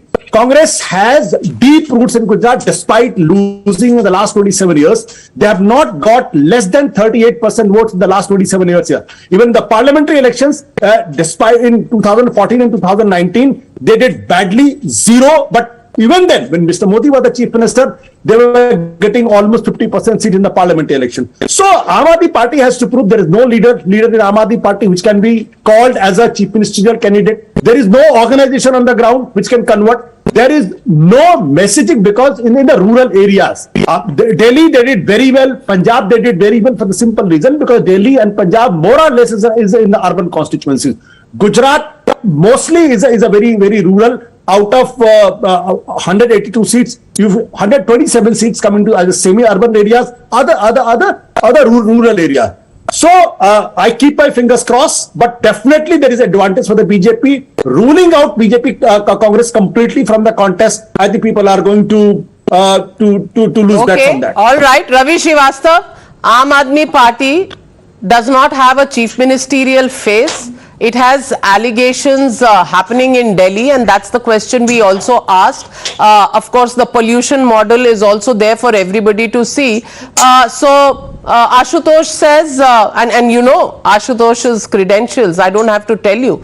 Ashutosh says maybe there is sound and fury, but not much, on the ground in terms of seats. How do you respond? See, first of all, everybody is so confident about BJP that BJP will not lose even 1% of the vote share which they had. I feel it surprising. What happened in Delhi Assembly? There's a once, twice, thrice. Who was in the opposition? BJP. So, Aam Aadmi Party did well over there. So, what is so sacrosanct about the BJP vote share in Gujarat? It will be definitely affected, no doubt. Another thing is, show me one leader from Gujarat, a Bhajapa state unit, who is in the electioneering wing. I don't see. There is not even a single soul visible anywhere. Either Modi or Amit Shah. I mean, Amit Shah is also not doing any rallies as of now. But Modi, there is no one else. And what I'm saying is 27 years of incumbency is anti-incumbency is going to work. And the last nail in the coffin is the Morbi incident, which everybody is trying to put under the carpet, which shows that how much deep-rooted corruption is there in Gujarat. It forced Mr. Modi to show us pool in a tent. Imagine, you see the corruption of 4,000 tons of the drug unloaded there in Gujarat. The number of people died because of the huge liquor, some 75 people, 10,000 crore excise ghotala. So what you are doing about Delhi, you are making stories every day that there is the excise scam, there is the Amanatullah, there is the Tahir Hussain, there is this, that. These things don't matter to the people of Gujarat. Are they bothered about their own Bijli, Sadak, Pani, Mahila, Suraksha, Social Security, employment, inflation? Why would they want? Okay, so you think employment, inflation matter and not corruption? Sudhanshu Trivedi ji, respond to Mr. Ravi Srivastava. First, I would like to correct to what Ravi Srivastava ji has said. In Delhi, the vote percentage of BJP remained intact. In Lok Sabha, we increased. In Vidhan Sabha, were intact. The fact of the matter was almost entire vote of the Congress and that of the Bahujan Samaj Party, which was having some 7-8% of vote, everything has shifted to Aam Aadmi Party. So, sir, they were not able to snatch even as 1% vote of BJP. This is for your knowledge in Delhi. And now you are saying nobody is visible on the ground. Sir, I have been in Gujarat in last 3 days. Today I have come. And our party president, R.R. Patil ji, since last 2 months, he was going on in every district he is going and he is staying in every district. So things are going on. First you go and confirm. But on the issue in survey, I would like to ask a question, Navika ji. It has been shown that Muslims are going to vote 34% to Aam Aadmi Party. I just want to ask that was this survey before the demand of the Aam Aadmi Party of the Ganesh Lakshmi photo on the currency? And second thing, was it before they have declared the candidate? To the best of my knowledge, they have declared almost 100 candidates. And out of these 100, I think hardly one is Muslim. It was, so I want to ask those who are putting allegation on BJP. 11 convicted people of Bilkis Bano rapists. Let me complete the sentence, sir. Mr. Srivastava, why you are interrupting? Mr. Srivastava, calm down. Mr. Srivastava, calm down. Dr. Sudhanshu Trivedi will finish speaking and then you can respond. But let me get, the clarification sought by Sudhanshu Trivedi. Prime Ministerial speech. So I want to put forth a fact that almost 100 seats have been announced by Aam Aadmi Party, and to the best of my knowledge, it's only one Muslim they have done. So if they consider 15%, then 180 seats should have 27 or 28 Muslims. So if they are saying, and those, the champions of secularism, put an allegation on BJP, so I think that are they going to give 27 or 28 Muslims in the next 80 seats? Otherwise, from now onwards, nobody should have moral authority to ask these type of questions to BJP. Mr. Sudhanshu Trivedi, out of 1,527 MLAs across the country, how many Muslim MLAs you have got for the 16% population of this country? Can you tell me? Please reply. How many Muslim MLAs you have got? 100 में कितने दिए बता दो. अरे 100 में कितने दिए बताओ. That they will see when they will distribute. They will announce their CM candidate also tomorrow. Which I don't think you can ever. What about you? What about Aam Aadmi Party? Exactly. Secularism credentials of the BJP are questioned, but not of the others. Ashutosh raising his hand. Ashutosh. Navika, I think Mr. Ravi Srivastava should not take it personally, but I think the act of the Aam Aadmi Party and Arvind Kejriwal on the issue of Bilkis Bano is shameful. There's no other word. Shamelessly, they have not even talked about this particular issue, and they've given a strict orders to each and every member of Aam Aadmi Party not to touch this issue. I think if anybody who believes in the universal values, anybody who believes into the women empowerment, why Aam Aadmi Party has kept quiet on this? This is an issue which is very important. I can understand the BJP, what BJP did cannot be defended. But Aam Aadmi Party keeping quiet on this particular issue, not talking about this issue, is shameful. I have no other word. That's secularism for you. So let me now. Absolutely, allow me, Ashutosh. I am not contradicting you. I am with you on this. I condemn Aam Aadmi Party for this reason. They should have spoken on Bilkis Bano. They had a reason to speak on it. So the BJP is shameless. That's a different thing. I agree with you. Well, so BJP is shameless, BJP is not secular, but we do worse than the BJP, but we should be declared the champions. Dr. Anand Ranganathan, champions Aam Aadmi Party. Now, it is very clear, Navika, that AAP tries to deceive the voters, and people know this. I mean, it is not that it has come as a surprise. The characteristics or the behavior of Arvind Kejriwal, so people know this. Despite that, they vote. Let us be very clear about this. So even though AAP has been making pro-Hindutva stands and Lakshmi and Ganeshji on notes and huge, giant flags and berating Rohingyas and talking about, pro-Hindu stuff, it will still get Muslim votes because this is what Al-Taqiyya AAP has been practicing. Let us be very honest about it. That is why money to workforce always works because now, there is no Congress party really as a serious contender in elections. So the Aam Aadmi Party becomes the new champion without even declaring too many Muslim candidates, as pointed out by Sudhanshu Trivedi. Well, that's politics for you, but let's go straight to the seat projections. Let's take up the regions first. Let's take a look at the Saurashtra Kutch region. And what are the poll survey results showing us? 31 seats for the BJP, 12 for the Congress party, 10 for the Aam Aadmi Party and 1 for others. That's the Saurashtra Kutch region, and this is the region that has worked for the BJP in the past. They are recovering here after the 2017 elections. The next region, North Gujarat. Let's take a look at North Gujarat. BJP 23 seats, Congress projected to get 5, Aam Aadmi Party 4, others 0. That's North Gujarat for you. Nobody in touching distance of the BJP.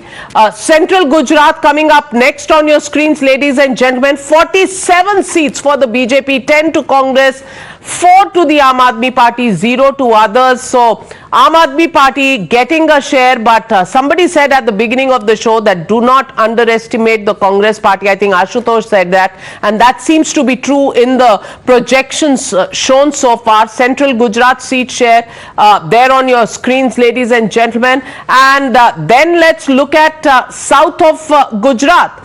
And in South Gujarat, 27 projected for BJP, 3 seats for the Congress, 4 seats for the Aam Aadmi Party, others get 1. Let's take a look at South Gujarat there, and the total tally coming up on the on your screens, ladies and gentlemen. The final full seat Survey 125 to 30, BJP expected to win anything between 125 to 130 seats, Congress 29 to 33, Aam Aadmi Party 20 to 24, 1 to 3 for the others. So the BJP in an assembly of 182 seats expected to be in the region of 125 to 130, and if that isn't a good performance, then what is? Dr. Suman Siraman, how do you see these results? First of all, Navika, BJP doing well in South Gujarat and in Central Gujarat. Urban pockets, they always do well. Last time, if you remember, one of the reasons that the Congress did well was they were able to hold their own predominantly in the northern parts and in the rural part of the state. And here it's a surprise for me to see that the BJP is doing much better according to these projections. But what it does provide us is an insight, further insight into what Ashutosh says. And I'm making the same point. The Congress is probably not going to implode in this election the way many people are talking about. So they may not win. They may not be stopping the BJP from coming back to power. But clearly, I don't see them imploding. I see them holding on to a fair number of seats. Last time, I think, if I remember right, they got 77 seats. This time, certainly, I don't expect it to be 29 to 33, probably a bit more. But the point is, the division of votes between the Congress and the Aam Aadmi Party, particularly in the urban areas, will give the BJP a very significant advantage. Remember, the BJP does wonderfully well in the urban areas of Gujarat. There are places in Gujarat where they're getting 65% and 70% vote share. So those places, they will certainly retain. And that is my perception, is that this vote split, unless the Congress really implodes, and I can't see that happening in this election, we may reach a situation where it's a default win for the BJP because the vote is split between AAP and Dr. Anand Ranganathan, default win for the BJP? Can you call it a default win when it is 125 to 130 as the opinion poll projects? Well, Navika, I began by saying that the Modi wave has possibly lasted 8 years. I correct myself. Sorry, it's 21 years. Include the Gujarat Chief Minister term. It's 21 years. Right. But I'm correcting myself. It's not a wave anymore. It looks like it's a tsunami. BJP appears to be even increasing its tally from the last election. And when Dr. Raman talks about Congress might not be imploding, if this opinion poll is to be believed with ±3 error, Congress has imploded. Congress has imploded. The closest they came to the BJP was in the 2017 elections, 77 versus 99. And if they are down to about 33, then Dr. Sanjay Jha, what do you think? Well, I can tell you the bad message for the Congress is the Punjab syndrome, as I would like to define it. The disastrous handling of Punjab opened the floodgates of Aam Aadmi Party, which is now getting so ambitious. Its business model is very clear. You basically compete in Congress, and Anand is absolutely right. You treat this as a semi-final, and in the next assembly election in Gujarat, you literally have the Congress out of the door. And I think this is how politics is played out. And this could be an extremely, in my opinion, devastating consequence for the Congress party. And I want to call a spade here, because people like us have been warning about these developments for a long, long time. And Navika, I'll tell you what the worry here for the Congress is, that even in Himachal, you'll find that the AAP is not going to do well. But in a first past the post system, if they pick up even 5 to 6% vote share, that's enough for the BJP to once again get to the final finish line without any problems. Now look at your numbers for Gujarat. If Aam Aadmi Party and Congress's seats come to 53, that means their vote shares put together would have actually ended up defeating the BJP. So the message is very loud and clear here, that after getting 77 seats in 2017, which was celebrated by one and all as the great big push done by Rahul Gandhi and team to fritter away that advantage, I think that is calamitous. And this is where the Congress party, when leadership doesn't take accountability. Dr. Sudhanshu Trivedi, the question for you is just simply this. Dr. Sanjay Jha has pointed it out. If it is Modi all the way, number one, the only party which is actually showing an upward trend happens to be the Aam Aadmi Party. The Congress is getting decimated. Do you think for the BJP it augurs well with Aam Aadmi Party as its opposition, or were you more comfortable with the Congress as an opposition party? Whatever is emerging here as the projection, I think it is giving an indication that all three parties are contesting for their own reasons. Congress is fighting for their existence. Aam Aadmi Party is fighting just for prominence, and only BJP is fighting for the governance. And those who have visited Gujarat must have felt that in Gujarat there is not just a respect for the Prime Minister, but there is a reverence for the Prime Minister. So if anything is there for which the people are thinking the things are not up to that mark, even then the name of Modi is definitely trying to compensate those things. But one analysis I would like to give. Whatever is projected that if Aam Aadmi Party is getting 20 seats, but who will be finally coming up, because Aam Aadmi Party has come up with full throttle and Congress has not yet started. So if Congress will leave the ground as it is, then the situation can be like this. Or if Congress after the announcement of the election comes and then the figure can be altered among the opposition parties. But as far as BJP is concerned, with due humility, I would like to say that we are going to surpass all the previous records, and whatever the projected figure, we are going to make much more out of that. Will it be advantage BJP as it is showing in these seat projections? And if we can have the vote shares as well, the BJP pretty much close to its last time's performance, 45% of the vote share, 29% goes to Aam Aadmi Party, but it's scattered across the state. Conversions not working out as of now. The Congress Party good in the seats that they have some candidates on, but vote share is down to 21%. Clearly, Mr. Rahul Gandhi, are you losing the plot, or are you just not interested? Have you just handed it over to Mr. Mallikarjun Kharge to live and fight another day? Well, that's the ETG research with Times Now's projections on the screen for you. On the day Gujarat elections have been announced, we'll be back with more surveys in the coming days, and of course a power-packed election coverage. Thank you very much to all my panelists for joining me on this big debate. Number one, on the other side, of course, big developments in our neighboring country. Bullets were fired at former Pakistan Prime Minister Imran Khan during his protest march to Islamabad today. His party leader said it was an assassination bid on Imran Khan. Imran was traveling in a container-mounted truck as assailants fired shots at him. Imran Khan is said to be safe now, but has received injuries in his leg.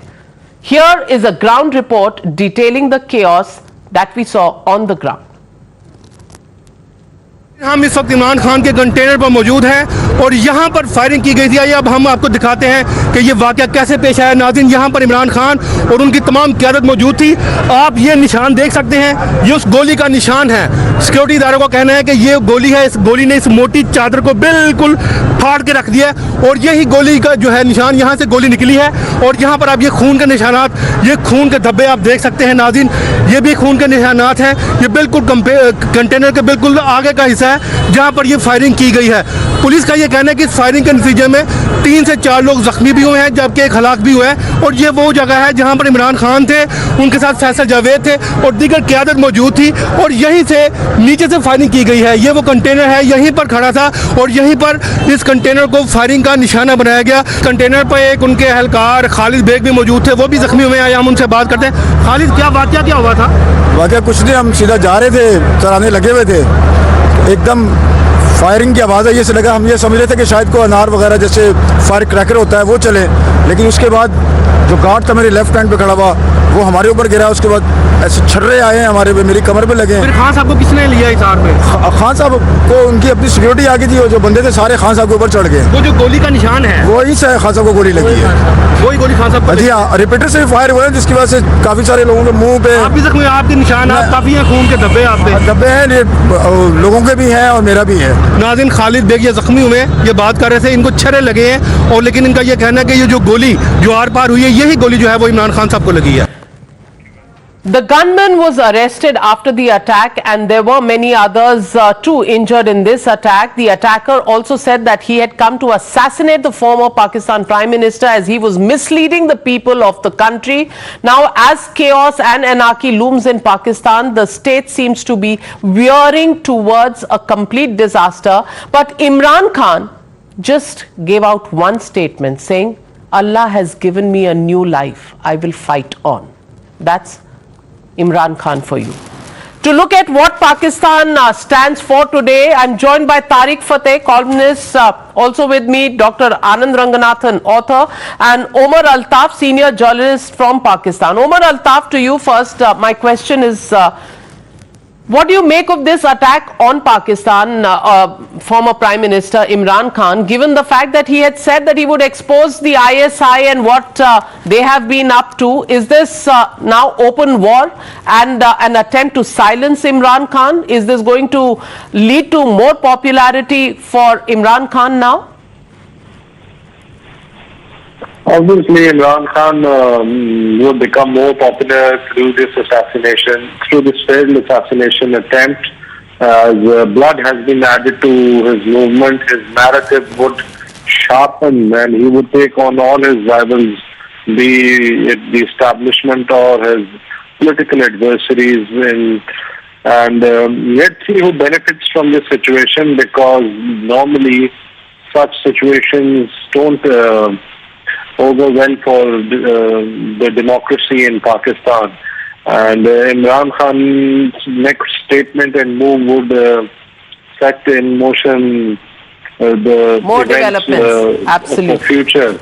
Absolutely. Yeah. Tariq Fateh, And, I want to ask you, Mr. Tariq Fateh, the question here is, what happens and how does this keep the power balance in Pakistan? How does it impact that? ISI, army and the government in power today, Shahbaz Sharif, how do you see, the very unstable equilibrium that is currently there? I think you're on mute, Tariq Fateh Saab. Sorry. Yeah. You see, considering past Pakistani process of political activity, I would not rule out this attack as being self-inflicted, because no assassin has ever tried to shoot at people's feet, especially if those feet and lower legs are covered by a steel barrier. The person's body, his face, his chest, his lungs, his heart were all exposed, and yet this wonderful assassin could only get his bullet from his gun straight, take a dive and hit his foot. It is primarily meant to give the chance to Imran Khan to make the claim that Allah ne mujhe dusri zindagi di hai. Now you have to understand what is Pakistan. Pakistan's very existence is based on the miracles of Islam and how the two-nation theory, one of the kuffar on the Indian side and then the Pak people of Pakistan on the other. And everyone plays to that game. So the first words coming out of Imran Khan's mouth were, Allah ne mujhe dusri zindagi de di. Wow! That Allah, who can't provide anyone else a second lifetime, gave Imran Khan that. Considering his following in Punjab, which is primarily based on a lack of political awareness in that segment of the population. Somebody has even written a wonderful piece about Pakistan and Punjab, that they've never ever participated in any freedom struggle. Bhagat Singh to gaya, wo kaam ka gaya. Lekin this is their nature, that you come across a person who now claims to have the blessings of none other than Allah himself. Try beating that. इसको कौन हराएगा अब election में? Number 2, गोली घूमते हुए जाके पांव में लगती है. किस किस्म का असैसिन है? आप इंदिरा गांधी को देखिए, आप JFK को देखिए, व्लादिमीर लेनिन को देखिए, आप पिनोशे को देखिए. दुनिया की सारी असैसिनेशंस के अंदर कभी कोई वेव करता हुआ निकला बाहर? इमरान खान जनाब गोली लगने के बाद वेव कर रहे हैं क्राउड को, और वो पैदल चल रहा है, और उसके बाद में कहा सर जी बह जाओ, दे स्ट्रेचर दे जाके जाना है, लोगों को भी खाना भी है. वो स्ट्रेचर में लेट गया, जाके उसको गाड़ी में रखा, बाकी सारे लोग गए लोकल हॉस्पिटल में. ना Imran Khan has to go to deluxe. वो लाहौर तक लेके गए. If you have a bullet injury and you don't go to the closest medical center, then that is not a bullet injury. Then that is a fraud being pushed onto the people. You had to go to Lahore, all the way from Gujranwala, to get first class health care. Tarek Fatah साहब, बेचारे पाकिस्तान के उर्दू बोलने वाले Punjabi, they have no clue about politics or whatever. They think Allah is Punjabi, they are Turk, they are Arabs, and they have nothing to do with India. Tariq Fatah साहब, आपकी बातों से तो ऐसे लग रहा है आप खुश नहीं है कि इमरान खान साहब को दूसरी जिंदगी मिल गई, पर I understand where you are coming from and the point you are trying to make. Doctor Anand Ranganathan, how do you see this and do you agree with Tarek Fatah ji? No, look, Navika, no sensible person can condone what has happened, and of course, one doesn't wish this on anyone, even if that person belongs to an enemy state. But the fact is, you reap what you sow, and Pakistan has been sowing terror ever since its inception. Perhaps, Navika, the only time I am prepared to believe in bad karma is when I see the kind of neighbor we have in Pakistan. कुछ तो गलत किया होगा हमने पिछले जन्म में जो हमें ऐसा neighbor मिला. The entire edifice of this nation is founded upon the hatred for Hinduism and of India. From Jinnah, the man who ate pork and drank alcohol, to Imran, the man who rubs dal makhani on his chest to attract the female of the species. Pakistan has been run by scheming charlatans filled with supremacist notions of religious brotherhood and hatred for India. And the hatred became acute when Pakistan broke into two of its own internal stress. A nation that was based on religion could not even keep itself together to celebrate its silver jubilee. What more proof does one need that Pakistan is a rogue terror state? The fact of the matter is the rampant killings of Baluchs, of Kashmiris in POK, the hounding and murder of thousands of Ahmadiyyas, the bombing and killing of Shias and Sufis. Pakistan is a case study in how not to run a nation. And Iran is the representative. Well, Omar Attaf, you want to make a quick point? I give you 20 seconds. Tariq Fatah sounds like a senile old man, the way he's framed up. Let's not get personal. Let's not get personal. Don't get personal. Sir, let's not get personal. Let's not call each other names. That's his viewpoint. You can disagree, make your point. He seems very disappointed that Imran Khan has survived, and Dr. Ranganathan has brought in the India-Pakistan rivalry into this. Allah has given him second life. Right? You should unequivocally. Allah gives no second life to Somalis who are dying. Allah gives second life to Imran Khan. India. Well. More chaos reported from Pakistan, and clearly many questions being raised when you see that visual on your screen, the visual that Tariq Fateh Saab pointed out to, that somebody gets a bullet injury in their leg from an assassin and comes out waving. Well, there are skeptics who are looking at that visual and raising questions on whether this was an assassination attempt, or is this just, as Dr. Anand Ranganathan says, more chaos in Pakistan. It's reaping what it sowed. Well, we leave it at that. Thank you very much to all my panelists for joining me on the show tonight, and thank you viewers for your time and for being with me on the Newshour tonight. We'll see you tomorrow, same time, same place, same channel, the Newshour at 9.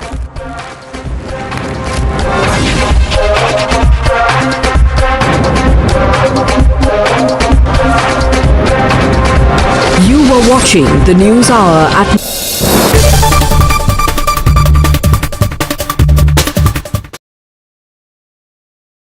The most pressing issues, the most informed minds, free and fair exchange. Converse India with Rahul Shivshankar. आपको सब film star ही चाहिए मथुरा में। नहीं हेमा कन्हैया जी ने भक्त चाहिए कल रात की सावन का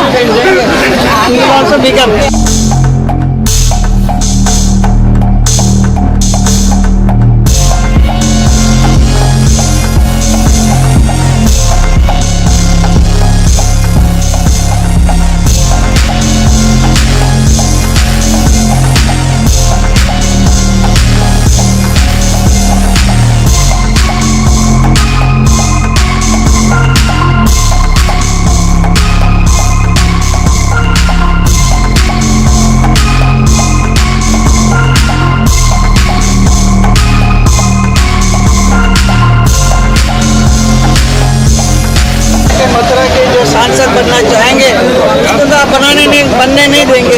आप दिमाग में सबको ऐसा डाल के रखेंगे फिल्म स्टार ही बनेगा। आपको सब फिल्म स्टार ही चाहिए मथुरा में। नहीं हेमा कन्हैया जी ने भक्त चाहिए कल रात की सावन का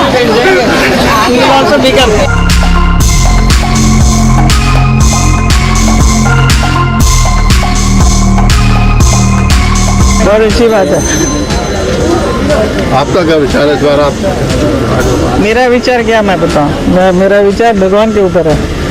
Lord Krishna will do it.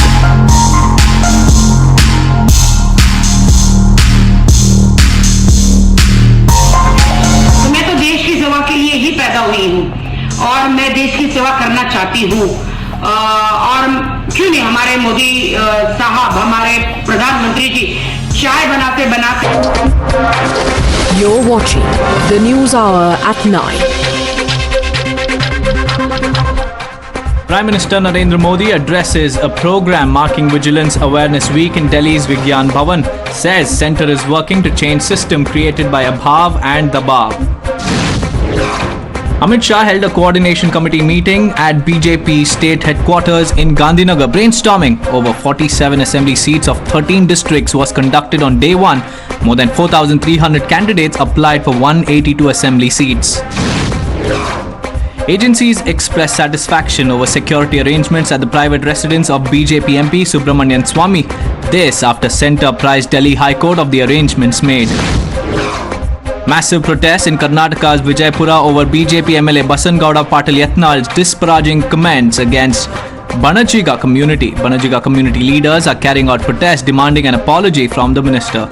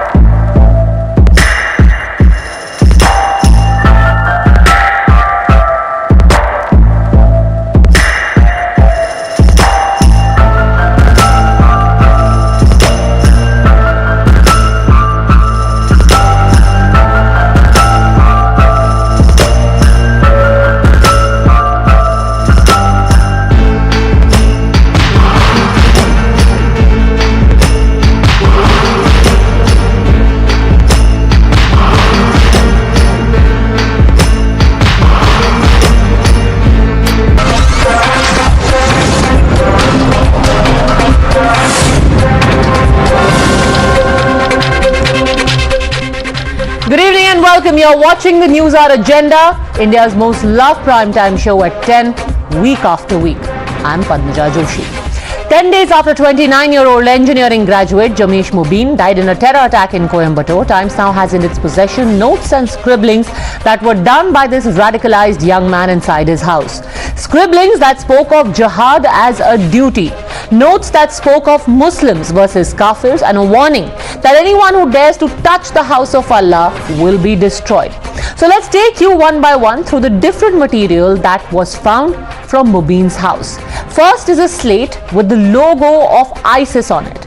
This perhaps should be the most worrying part, that an educated youth is subscribing not just to the ISIS ideology, but various reports even suggest that he was reading and downloading ISIS propaganda online and was getting self-radicalized. But the sad part is that this ISIS logo is not the most worrying part of the recoveries, because right below it was scribbled, "Whoever lays hands on Allah's house will be destroyed." Further, along with this slate, a bunch of handwritten notes were also found. Among them is a complex Venn diagram of sorts, a diagram that shows how humans are classified into two kinds of people, Muslims and Kafirs. And then it talks of Islam, Hadith and heaven when speaking of Muslims alone. And finally is another note that speaks of children, youth and the elderly, and then mandates jihad as a duty of those who are young and able-bodied, because in youth they are strong as compared to the elderly. The recovery of how these notes talk of jihad, of how it is being mandated that anyone who touches the house of Allah will be finished, has set off another round of allegations between the DMK and the BJP, both accusing the other of politicizing the issue. The BJP is questioning how is it that a man like Mubin is staying in their midst and is radicalizing, collaborating with others, and the state never got to know. Worse, the allegation is that the government actively shielded and turned a blind eye to the plot even as it unfolded before their eyes. Plan looks much more deeper and much more evolved. It is not some youth who randomly decided on fine day he did something. It looks more radicalized, is brainwashed. Maybe this plan was months in operation. Somehow I think police is also becoming more lethargic day by day, not being very taking things very seriously, trying to brush things under the carpet. Trying not to bring a bad name to the state. In fact, the police in Tamil Nadu is still using the term called cylinder blast. Somehow they believe using a word called terror will bring Tamil Nadu's image down, because it's a selective, distorted information. The best way to radicalize somebody is you take an information, spin it out of context, give some new narrative to it, and keep repeating it again and again so that somebody tends to believe. That is what happening in this case also. So this false lie was fed to a select group. And the Quran was selectively quoted, Hadith was selectively quoted. They are made to believe. That is the level of deep radicalization, because fake stories get spun around. It gets repeated again and again. Some of the politicians, they mouth it again and again for vote politics. So finally what happens? The youth gets radicalized. You're watching the News Hour at 10. Debate number 1 on Times Now. Super Prime Time. Alright, joining us on the debate, Rakesh Sinha, Member of Parliament of the Rajya Sabha, Kovai Satyan, spokesperson of the AIADMK, Sarvanan, spokesperson of the DMK, G. Balachandran, retired IAS officer and a political analyst. My first question is to you, Mr. Sinha, because the standard response of the DMK government and the police has been that when the investigation is already ongoing, why is the BJP worried about recoveries? Sure, these recoveries have happened, but so is the investigation on.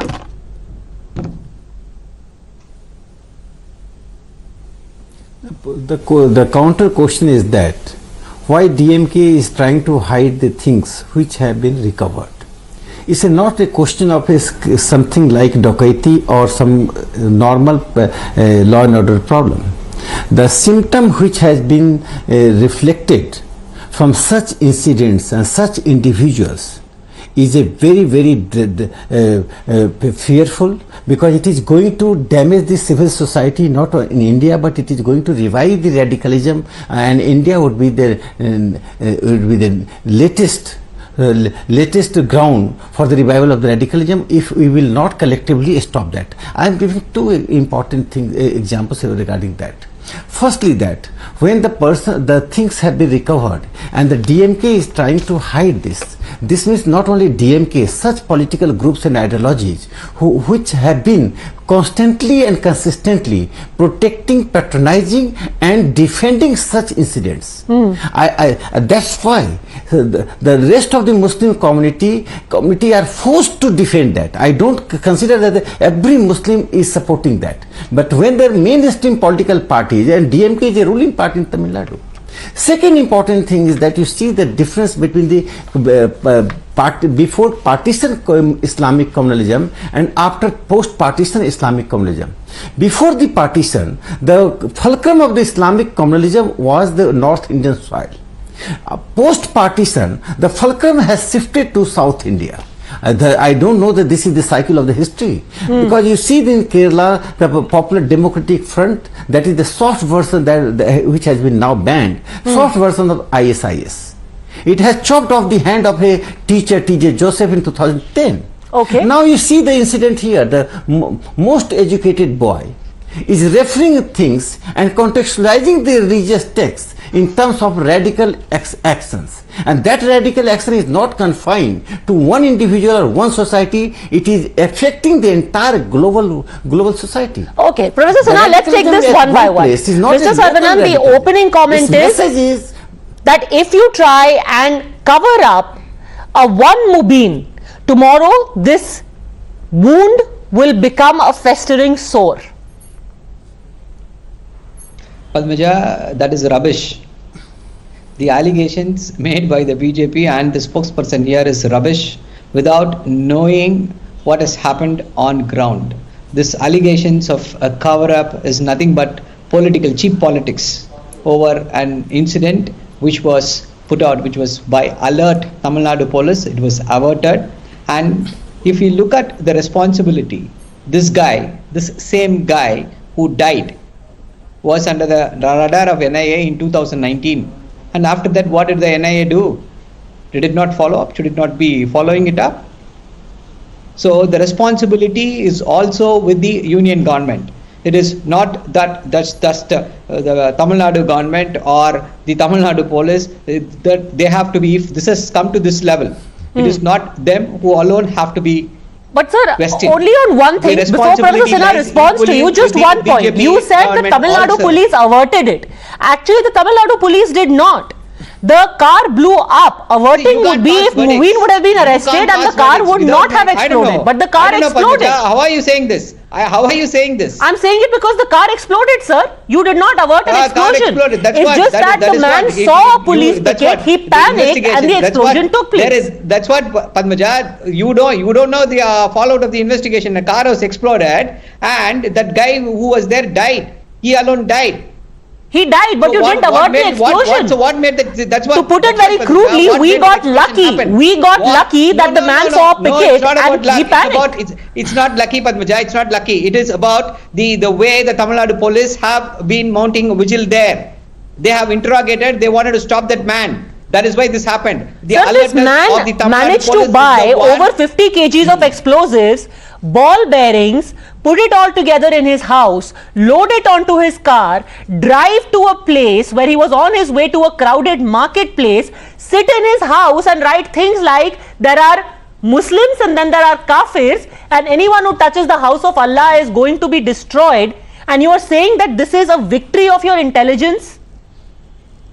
What is the union government doing? See, when it is a terror suspects, when it is that's what I told you, he was under the NIA radar. In 2019, he was having transnational connections. Who can monitor that better? The state police or the union government's police, which has got all the wherewithal, it has got all the facilities. So the union government monitors, but when the actual movement of explosives and terror elements is happening, do you want the NIA to come in? Government which has to take responsibility, not the Tamil Nadu government alone. Okay, if a man like this is sitting there, Rakesh Sinha, it's your problem.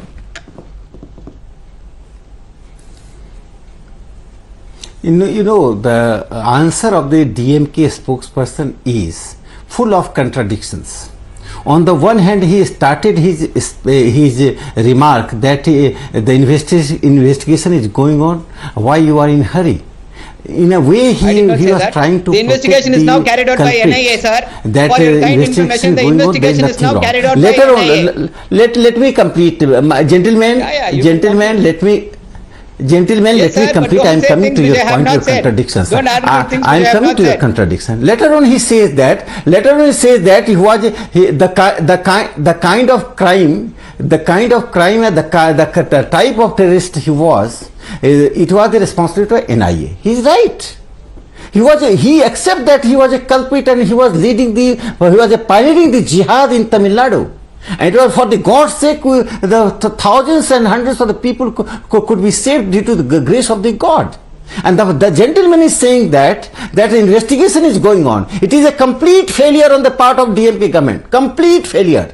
And this failure is unforgivable. Complete failure of the union government. On the one hand, you are policing intelligence is failing. On the other hand, you are defending. What are you doing to fight the radicalism? My straight question to DMK spokesperson is, what is the radar of NIA? Just have a What did question. the NIA do from Don't 2019? do that. Please, no, don't. Please answer my question. Kindly don't answer do. my question. You are making allegations My against the simple DMK. question, my I am straight and making simple allegations question against to the you union that government. what From is the 2019, action your from the ally DMK was government to here. fight He was against under the Islamic NIA radar from radicalism in Tamil Nadu? 2019. Do you accept that there is a radical element What was the Central Intelligence Bureau doing? Do you accept that there are forces in Tamil Nadu who... Okay, Mr. Saravanan, Mr. Sinha is coming back to you with a question. Do you accept that radicalism is growing in Tamil Nadu? Do you accept that radicalism is growing? No. See, that's what, no way, Padmaja, everything. We are monitoring everything. If this incident, when we are speaking about this incident, No. the blame lies on the union government. That gentleman, the gentleman is trying to prove that the person who was a terrorist who died was a Mahatma Gandhi's follower. From 2019 is NIA radar, and the DMK government. Do you want to say that gentleman, that terrorist was a Mahatma Gandhi's follower? He was a gentleman, not a terrorist. The DMK, I am saying it is the responsibility of the union government when we are speaking about transnational. It's not a question of BJP and DMK. It's a question of internal security. It's a question of secularism of the country. Internal security it is a question of is liberal under the control of democracy. the How to Ministry of safeguard Home our liberal Affairs. democracy? What is How to your- safeguard what our is your Amit Shah doing? civilization? This is Why is not he not attack on the concentrated on these constitution only. issues? The You have Islamic more power, radicals sir, are under the attacking UAPA. these You Okay, have more Mr. Saravanan, before I bring in Kovai Satyan, who's been watching very patiently, I want to ask you just one question. The movement of materials and terrorists will be monitored by the NIA, but the radicalization will be checked at a local level. Do you accept that there is increasing radicalization among youth like Mubin? How can a man who's an engineering graduate in the year 2022 sit there and say that it is the duty of young men to do jihad? Is this a sign of radicalization in Tamil Nadu?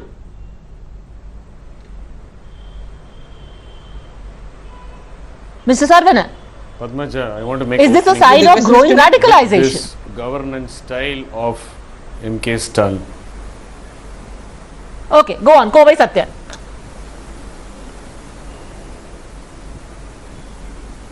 Yeah, with this governance style and with this attitude, DMK is all set to give Tamil Nadu a unique credit. Tamil Nadu is all set to become the Kashmir of South India.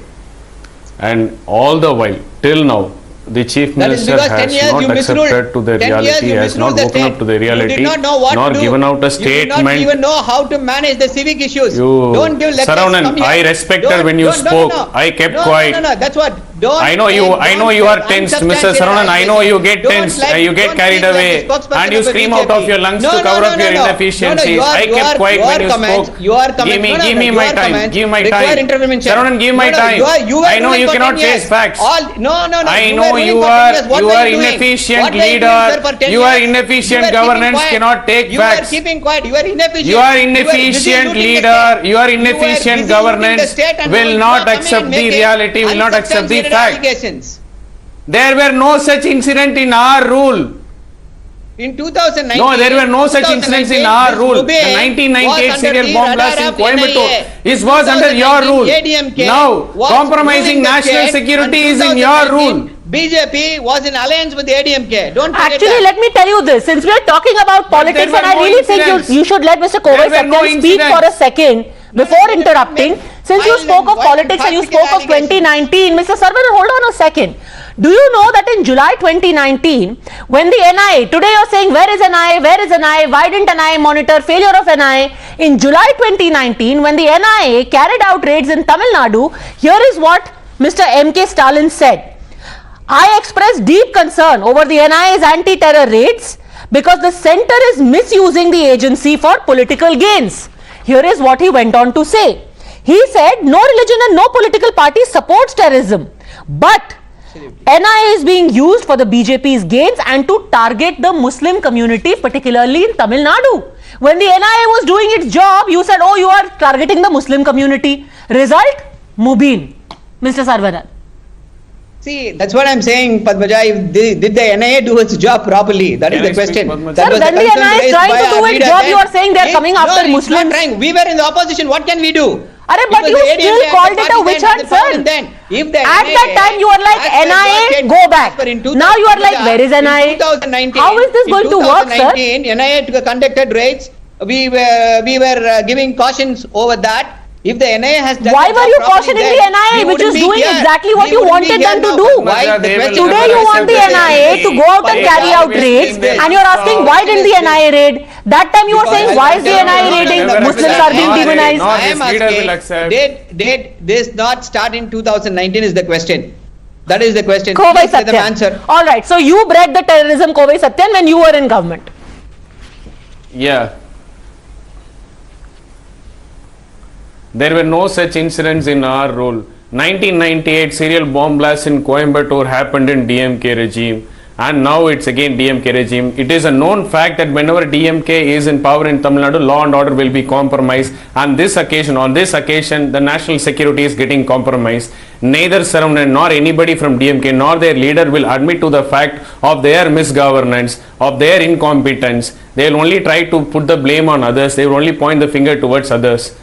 It's a colossal failure, total failure of intelligence. This is yet another incident. And till date, the CM Stalin has not come out in open and said, yes, I admit to the fact this incident relates to terrorism. He has not said out. He merely sent out a statement saying that he is transferring the case to NIA because the case involves cross-border investigation, and he will not compromise on law and order. But Mr. Saravanan will have no difficulty in doing that. Yes, are you at least accepting? Surely you will accept that Mubin was a terrorist, right?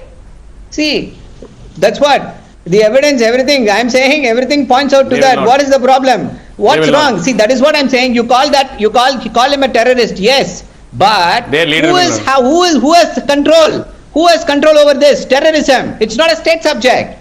That's what I'm saying. It is the responsibility of the union government. But sir, law and order still remains a state subject. And on that note, let me also bring in Mr. G. Balachandran. Okay, Professor Sinha wants to respond. Law and order is not a state subject, and we keep coming back to that. Even if you thought that this was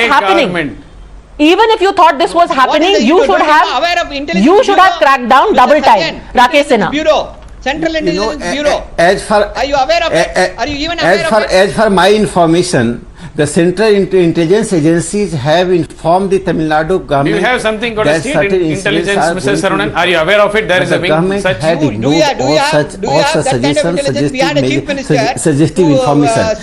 The basic one at a time, gentlemen. One at a time, please. Professor Sinha, then Kovai Satyam, then Mr. Saravanan. Yes, just give me 10 seconds. Just give me just 10 seconds. I have just one sentence. 10 seconds.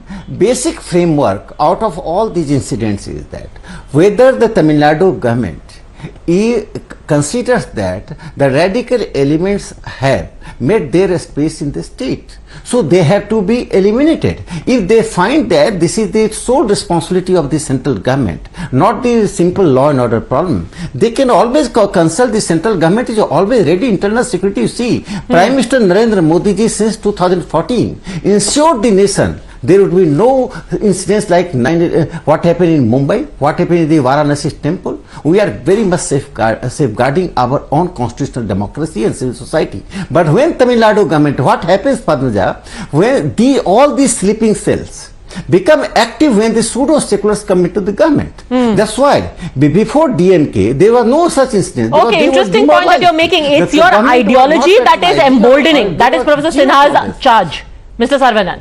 It is your ideology and your being passive that is emboldening these people.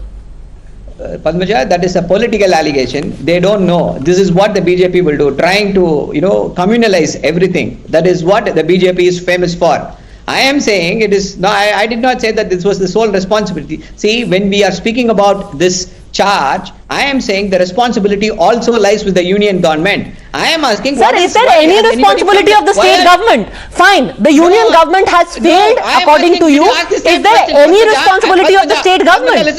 Listen to me. Have you asked the same questions to the union government? I am saying, sir, your charges that they have failed, I am saying, okay, fine, they have. But is there any responsibility? I am not even going to quote to you the fact, sir, that on the 19th of July, hold on a second, sir. Hold on a second. Is it true or not? Hold on a second, sir. Is it true or not on the 19th of July when Mubin was sitting there scribbling on his notepad and writing that all youth must perform jihad, a note came from the NIA. What did the note say? It says that there are suspects in Tamil Nadu who should be put under watch by the state police. They will carry out a lone wolf attack. They may carry out a lone wolf attack on police stations, crowded markets and temples. And among the people in that list was Mr. Mubin. Was he put under watch after July 2022 when that note came from the center, which according to you was sleeping? They sent you a note. Did you watch him? Yeah, Padmaja. That's what I told you at the beginning of the debate. It is the alertness of the Tamil Nadu police which averted the crisis. Okay. We have 24/7 surveillance there. We have a lot of you other do things. not avert a crisis if a car explodes. The crisis is averted when you stop the car, Mr. Balachandran, while it is parked and while it is being loaded with nuts and bolts and cylinders and explosives, and you say, come here Mubin, I will see you in jail. That is how you avert a crisis. When a car blows up, you haven't averted. You have allowed it to happen despite a note from July, Mr. Balachandran. Padmaja. Thank you. Now, I hope that I will not be interrupted when I am talking. The most important point here, which we have to bear in mind, we talk about nuts, bolts, etc. in the car which this youth was driving. Now, that particular day, from it appears to me, was not the day when he was planning the mass attack, for the simple reason there was no detonator in that car. And without detonator, you cannot explode a bomb. We should bear it in mind. And nobody has come out with saying that there was a detonator, NIA or state police for that matter, number one. Number two, in a matter of investigation of a terrorist act, it's a national disaster that has to be averted. We should not allow one upmanship between two political parties. Sure, what sir. Unfortunately but the BJP surely as a former bureaucrat yourself, you would know that the center will provide intelligence, but the last mile policing will be done by the state. The actual apprehending of the culprit will be done by the state. Let me tell you something.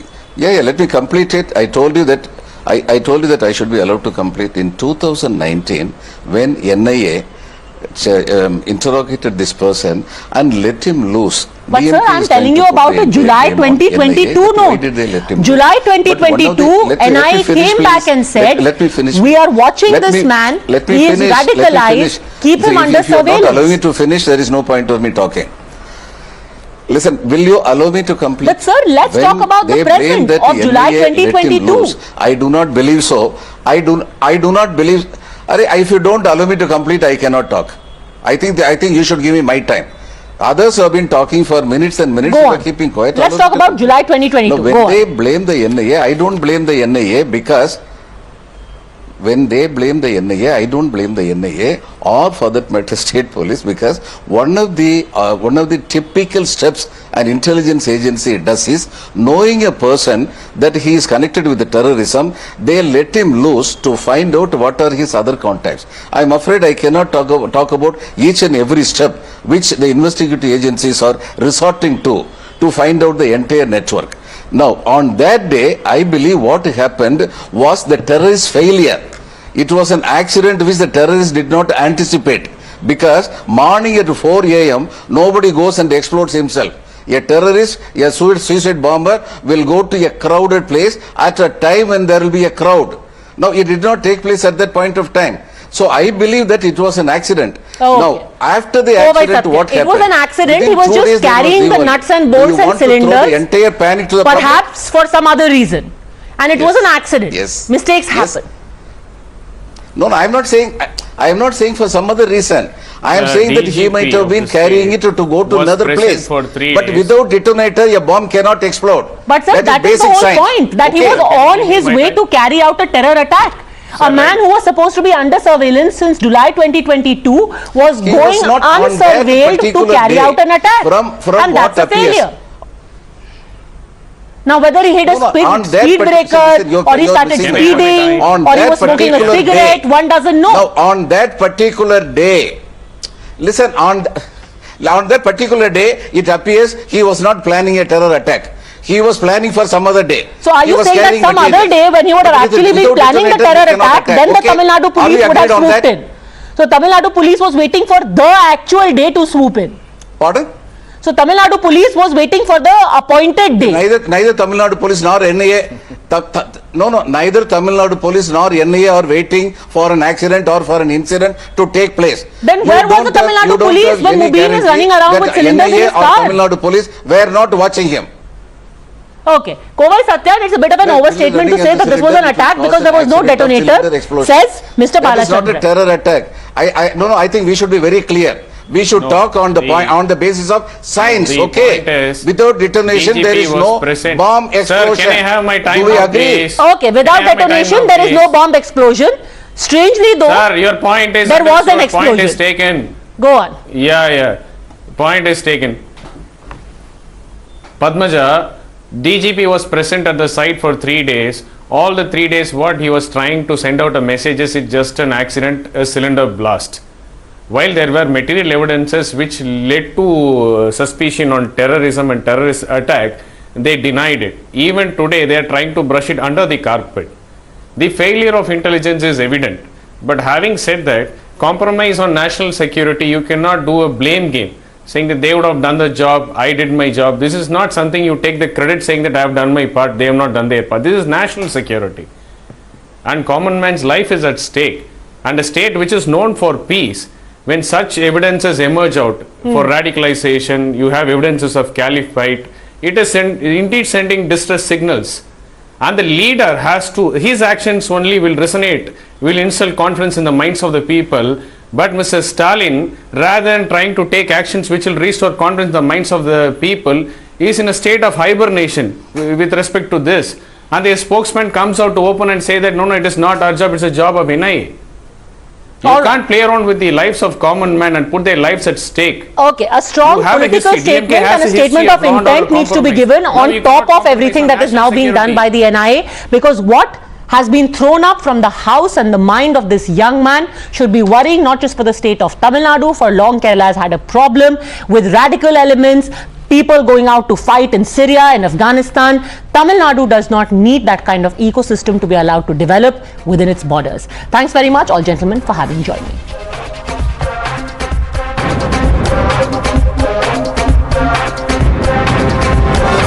As winter sets in Delhi NCR, the residents wake up to a not very pleasant fog of an early November morning. There is a mild nip in the air, but they struggle to breathe in the toxic air. So much so that the National Commission for Protection of Child Rights has recommended that schools in the capital be shut down till air quality improves. In fact, we are just getting news that DPS Noida, which is very close to where I'm sitting right now, has told children to now have online classes, because it's true, even where we sit, if we step out for 5 minutes, you will find your eyes stinging and you will find them watering, and you will inevitably end up coughing. The inevitable question always is, who's to blame? And the answer to that question depends on who you ask. Both the AAP and the BJP are busy trading blame, referring to Delhi as a gas chamber. BJP today highlighted, in fact reminded the Chief Minister of Delhi of what he had said just a few months ago when they did not have a chief minister in Punjab. आसपास की सरकारों को कुछ तो करना पड़ेगा। मैंने चिट्ठियां लिखी हैं, हमारे मंत्रियों ने भी उनको चिट्ठियां लिखी हैं। पिछले साल मैं मिलने भी गया था, आपने देखा था। कैप्टन साहब ने मिलने से मना कर दिया था, लेकिन खट्टर साहब से मैं मिला भी था। सुप्रीम कोर्ट ने भी थोड़े दिन पहले कह दिया कि इस वक्त, साल के इस वक्त, इन 2 महीने, 1.5-2 महीने के अंदर जो प्रदूषण होता है वो मेनली पराली की वजह से होता है। पराली से जो प्रदूषण पैदा होता है वो केवल दिल्ली में नहीं होता, पूरे उत्तर भारत में होता है। दिल्ली में हम लोगों ने पूसा रिसर्च इंस्टीट्यूट के साथ मिलके एक सोल्यूशन बनाया, केमिकल सोल्यूशन, बायोकेमिकल सोल्यूशन। वो सोल्यूशन छिड़कने से वो जो स्टबल है, पराली है, वो खाद में कन्वर्ट हो जाती है। It's a win win situation, और इतना सस्ता है। दिल्ली सरकार ने दिल्ली के सारे खेतों में छिड़काव कर दिया फ्री में। पंजाब सरकार भी कर सकती है, यूपी सरकार भी कर सकती है, हरियाणा सरकार क्यों नहीं कर रहे वो लोग? पराली आज लायबिलिटी बनी हुई है, ये बहुत बड़ा एसेट है, ये सोना बन सकती है पराली। पराली से बिजली बनती है, पराली से कोयला बनता है, पराली से गत्ता बनता है।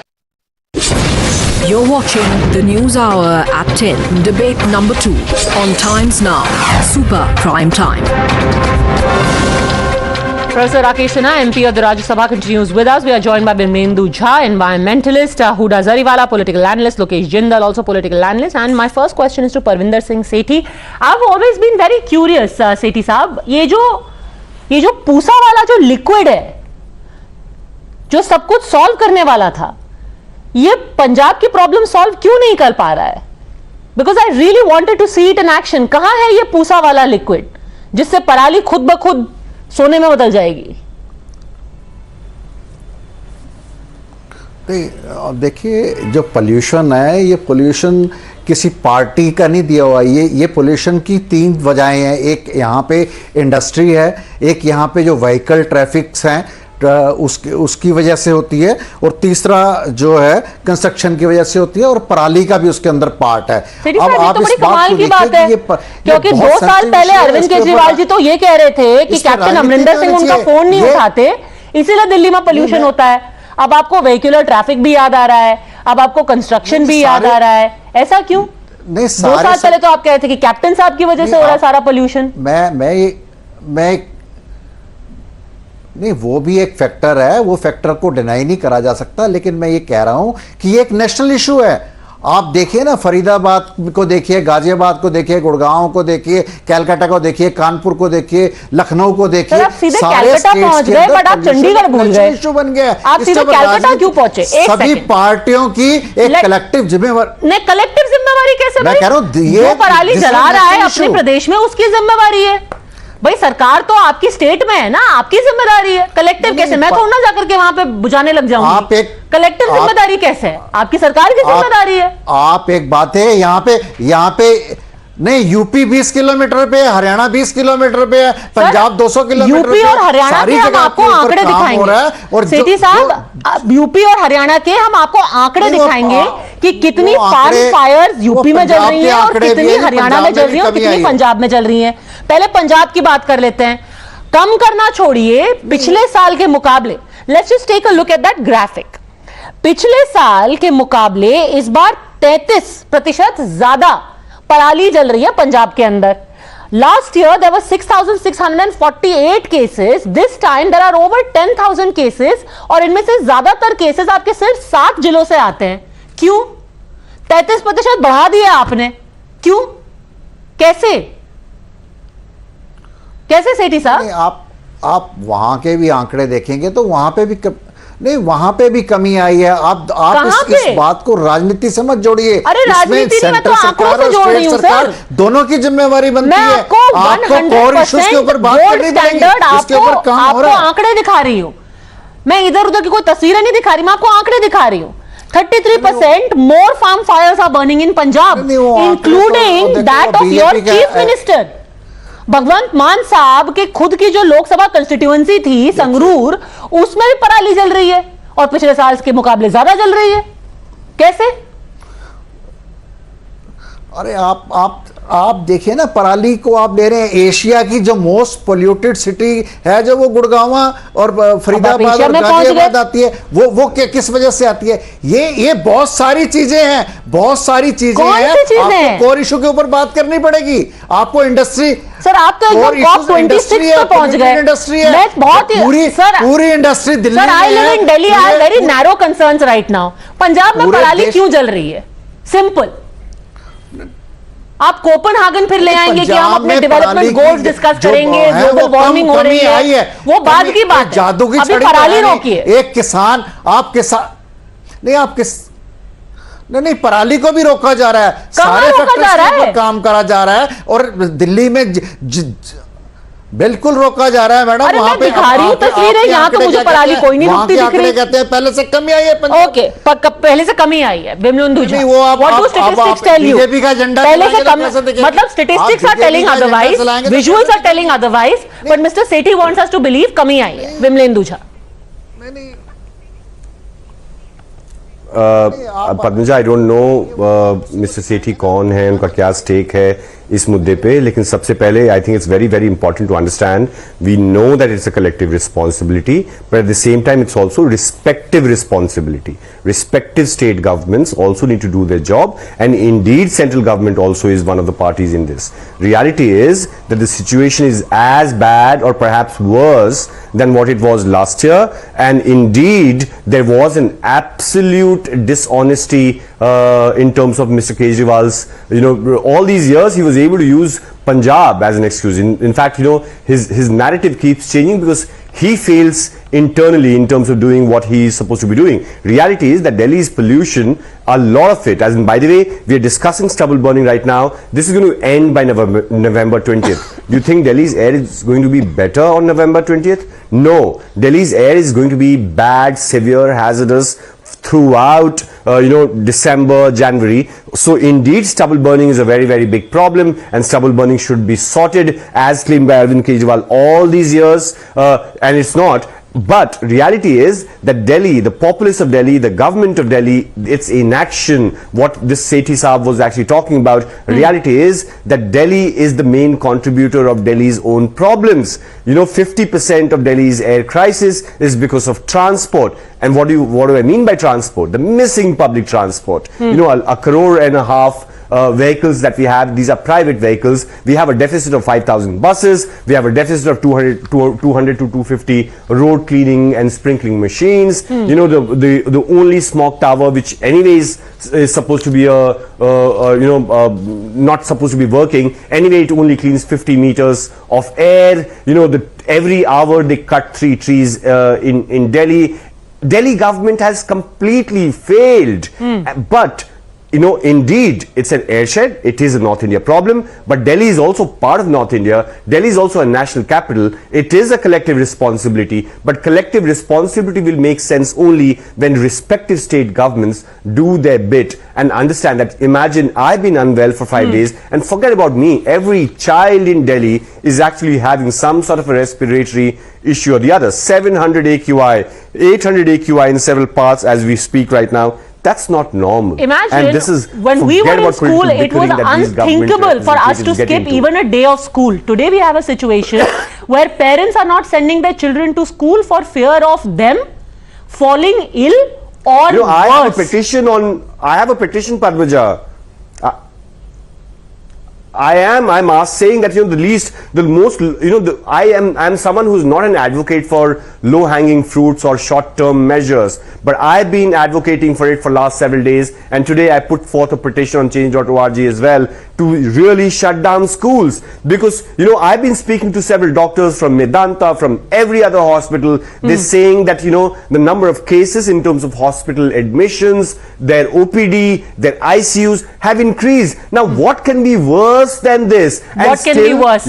Actually, I wonder if we should say that, because perhaps we could see something worse. Today we have been told that the farm fires are going to get even worse tomorrow. Professor Rakesh Sinha, your party has gone all out saying कि ये पराली बंद कीजिए. आज पलट करके आम आदमी पार्टी ने बोल दिया आप एंटी किसान हैं, आप किसानों से नफरत करते हैं, आप किसानों को खत्म करना चाहते हैं. Look, Delhi has reached to a critical juncture when life is under threat, not only children but elder people, even the youths, because we are at the critical juncture. Every day things are worsening. The here problem is that both the gentlemen said it is a collective responsibility. You know, the collective responsibility has a very micro role. It is the policy deficit on the part of the Aam Aadmi Party. Policy deficit in the context that previous statement of Arvind Kejriwal that the Punjab government was enabling him to do anything. Now there is the same government, same party is ruling both these states, and Arvind Kejriwal is the head of the Aam Aadmi Party. Now he had the time almost 6 to 7 months. So there is no futuristic plan. His futuristic plan is how to expand Aam Aadmi Party. It is your natural duty to expand your party. I am not questioning that. But you cannot escape from the constitutional responsibility for the people. The people who are elected, suppose I am elected to the Rajya Sabha, it is my constitutional duty. I cannot say that I have to do this and that. And people begin to see through all of this. Huda Sariwala, here's a simple comparison. You know, when people spoke of collective responsibility. I am just giving, Padmaja. Yes, go on. Finish your point. Padmaja, I am just giving you an example. The budget of advertisements of the Aam Aadmi Party in 10 financial years has increased 4,273% from 2012 to 2022. But the budget for the pollution is 293 crore, 300 crores. So you don't have any plan for against the pollution. There is a pollution explosion in Delhi and Punjab. It is not the anti-farmer. We are not questioning the farmers. Farmers are helpless. It is the duty of the government. And there is a research. There are solutions. But when the government is not concentrating on the people, when government is not pro-people, only polemically. Arvind Kejriwal is a master of polemics. Okay, and people begin to see through all of this. Let me give you a simple comparison when we talked of collective responsibility. It's not a question. It's not a question of farmers. It is the failures of the politician in Punjab and Delhi. Failure of politician. The center has given money. Okay. Taking that money, Uttar Pradesh has done the following. As far as farm fires are concerned, there were 43 in 2021. In 2022, there is 30 fires in the NCR districts of Uttar Pradesh. In Haryana, as compared to last year, there is a reduction of 24.5%. Last year, there were 2,252 incidences in Haryana. This year, there is 1,701. If these two states can do it, why can't Delhi? It is possible.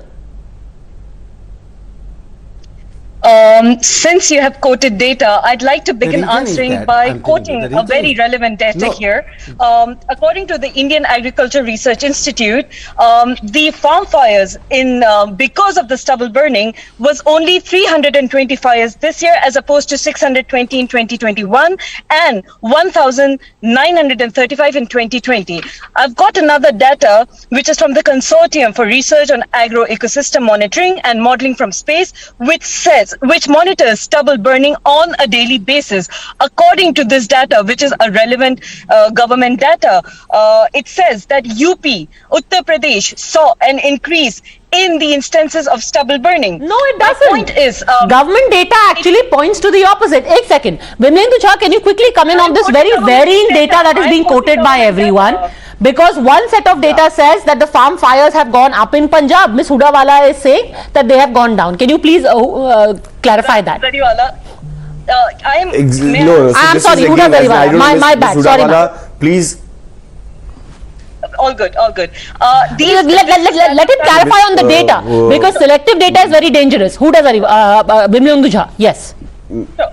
Madam, the reality, please understand one thing. The unprecedented rainfall in the first 2 weeks delayed stubble burning. Please do not, as you know what, there was chest thumping by the Chief Minister of Delhi saying pollution is reduced this year. You saying the same thing. The thing is, stubble burning got postponed and it's going to get worse in 1 week, because there's going to be more instances. So this entire number, I don't know where you're getting your number from, which university you're getting your number from. And you're getting it at a time when this was around. I'll tell you what the confusion being created is. These are numbers which are being quoted from the time around Diwali. At that time, Parali was not being burnt. Now Parali is being burnt in a hectic fashion, ma'am. Today, and it is going up. And tomorrow we are being told it will go up even further. It is a recent data. May I comment? Ma'am, I am telling you. And anyway, leave the data. Look out your window if you're in Delhi. Let's come to a collective solution as spoken time and again earlier. Where has the center stepped in? I mean, the CM of Haryana is also playing the same blame game. We have a lot of political bickering going on. Where are the solutions from the center? Okay, where are the solutions from the center? There is some very specific data on that as well. I'll let Professor Sinha come in on this. Where has the center come in? What have you done other than attacking the Aam Aadmi Party? Professor Rakesh Sinha, go on. Where is the authenticity of that data? I'd like to ask Mr. Rakesh. You know, the union government has a very specific plan for the pollution, and there is a very visible and let me. Please, the central government has a very visible and very unambiguous policy for the pollution, and that is being applied to all the states. That's why there is a decrease in the pollution level. And the Prime Minister Narendra Modi's intervention on the issue of climate is all over the world acclaimed. Only Arvind Kejriwal and certain Congress people are differing with the Prime Minister's and the center's policy. Kejriwal time and again said that we have a separate policy on pollution. We are going to I'm just going to actually quote to you figures that have been given by the Union Environment Minister, and you tell me if he is lying. So here is hold on a second. Here is what the data given by the Union Agriculture Minister is. The fact is that 1,347 crores have been given to Punjab government through the CRM scheme in the last 5 years to buy machine. Also, the Union government says that 1,20,000 machines have been bought by the Punjab government, of which a substantial amount are lying unused. Are you saying that this is a lie? Because then I will show you testimonies of farmers who are saying, "हमें machine मिली है, हम इस्तेमाल नहीं कर रहे, हम पराली जला रहे हैं." Is this a lie? Absolutely.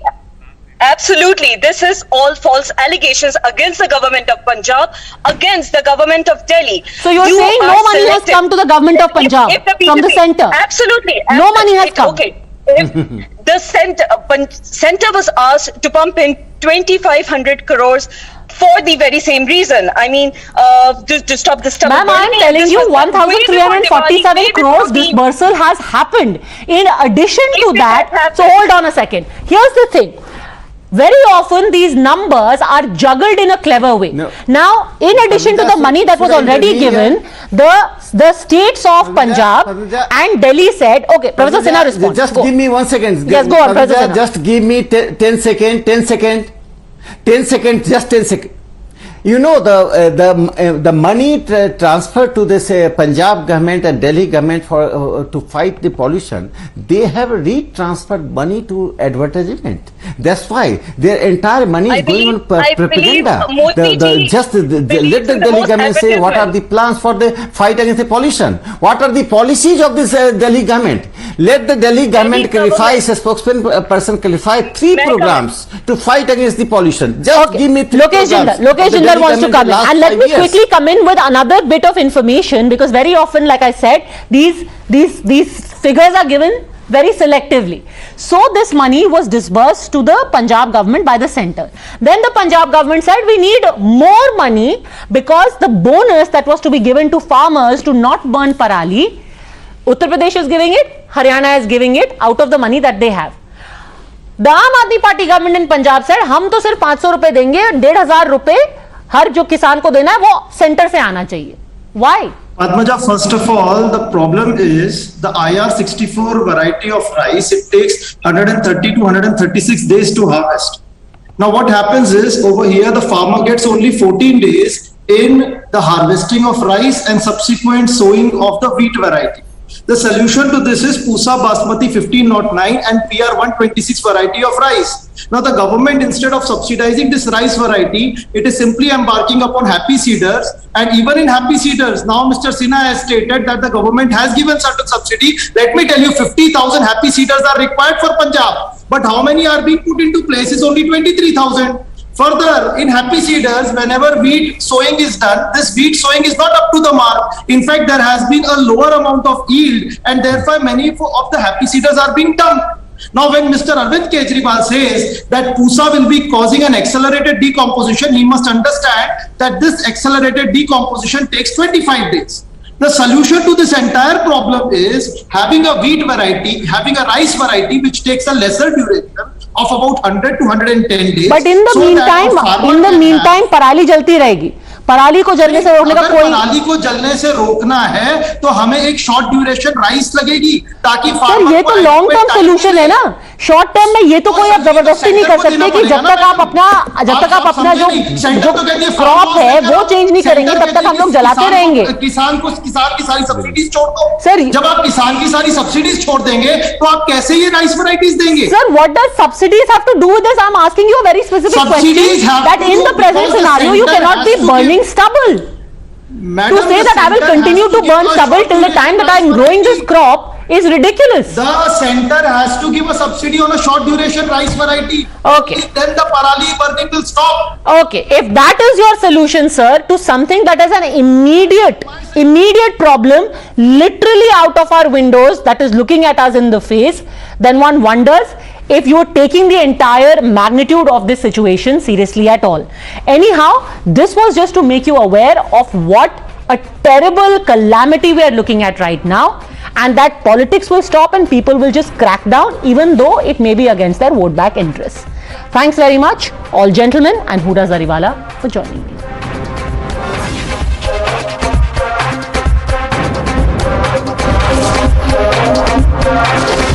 The News Hour at 10 will be right back after the break.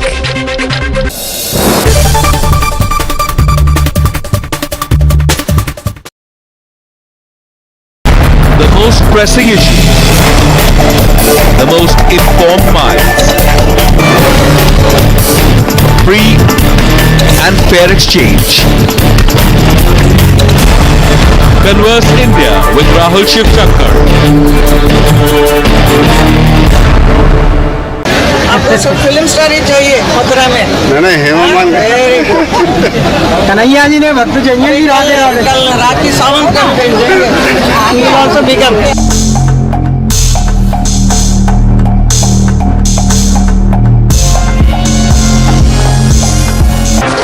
You're watching the News Hour at 10. Prime Minister Narendra Modi addresses a program marking Vigilance Awareness Week in Delhi's Vigyan Bhavan.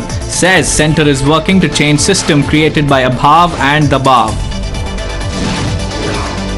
Amit Shah held a coordination committee meeting at BJP state headquarters in Gandhinagar. Brainstorming over 47 assembly seats of 13 districts was conducted on day one. More than 4,300 candidates applied for 182 assembly seats. Agencies expressed satisfaction over security arrangements at the private residence of BJP MP Subramanian Swamy. This after centre apprised Delhi High Court of the arrangements made. Massive protests in Karnataka's Vijaypura over BJP MLA Basangowda Patil Yatnal's disparaging comments against Banajiga community. Banajiga community leaders are carrying out protests demanding an apology from the minister. West Bengal Chief Minister Mamata Banerjee plays a drum as she arrives at the family function of West Bengal Governor La Ganeshan. Assam Chief Minister Himanta Biswa Sarma chaired a 14-hour-long meeting of SPs and district magistrates to discuss a district-wise fight against drugs and illegal cattle smuggling, among others. The News Hour at 10 will be right back after the break.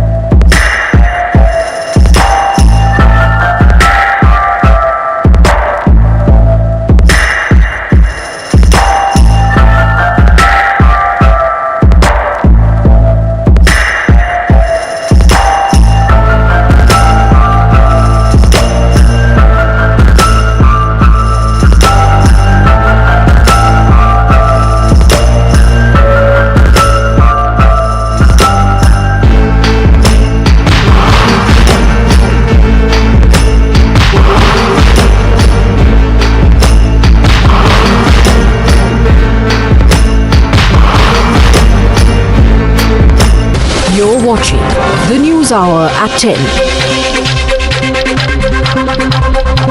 Assam Chief Minister Himanta Biswa Sarma chaired a 14-hour-long meeting of SPs and district magistrates to discuss a district-wise fight against drugs and illegal cattle smuggling, among others. The TRS has written to the Election Commission over alleged money distribution by BJP, urges EC to take action against the culprits. Supreme Court confirms death sentence for Red Fort terror attack convict and Lashkar terrorist Ashfaq. No mercy for those who wage war against India. Kerala Governor Arif Mohammad Khan dared CM Vijay and asks him to resign if allegations against him are false. Further adds that he hasn't nominated anyone from RSS for the Vice Chancellor's post. Kerala Congress President blames Governor over VC appointment, says Congress is not with Governor on all issues.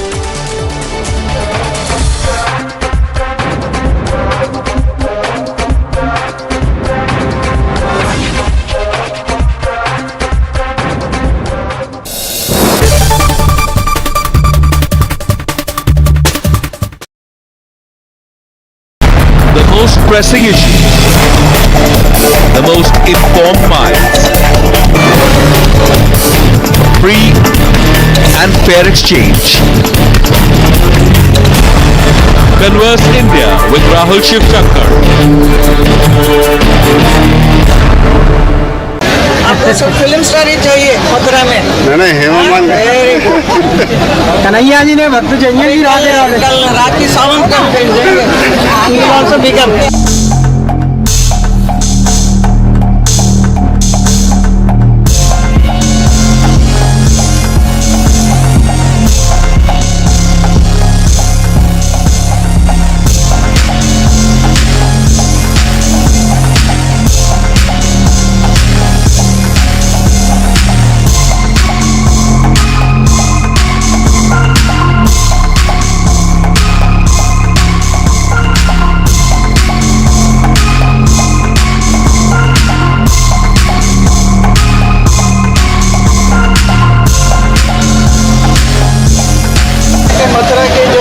बनना चाहेंगे उसको तो आप बनने नहीं देंगे। आप दिमाग में सबको ऐसा डाल के रखेंगे फिल्म स्टार ही बनेगा। आपको सब फिल्म स्टार ही चाहिए मथुरा में। नहीं हेममान कन्हैया जी ने भक्त चाहिए कल राखी सावन का he will also become.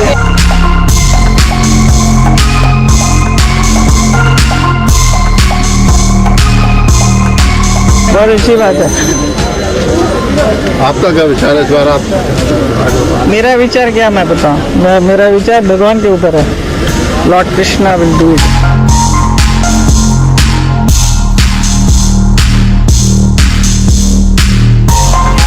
तो मैं तो देश की सेवा के लिए ही पैदा हुई हूँ और मैं देश की सेवा करना चाहती हूँ और क्यों नहीं हमारे मोदी साहब हमारे प्रधानमंत्री जी चाय बनाते बनाते।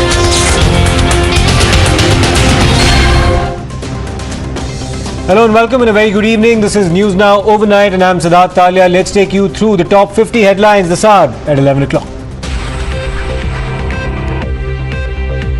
Handwritten notes on Jihad found at Coimbatore blast accused Mubin's home. One of the notes read that Jihad is the duty of young people and not of children or old people. A slate was also recovered from Mubin's residence that had scribbled messages that read, "We will uproot anyone who dares to touch the house of Allah." More than 10 days after the Coimbatore blast incident, the All Jamaat Association visits the temple outside which the explosion took place, meeting seen as a bid to improve communal harmony. The TRS has written to the Election Commission of India over alleged money distribution to voters by the BJP, urged the EC to take action against culprits.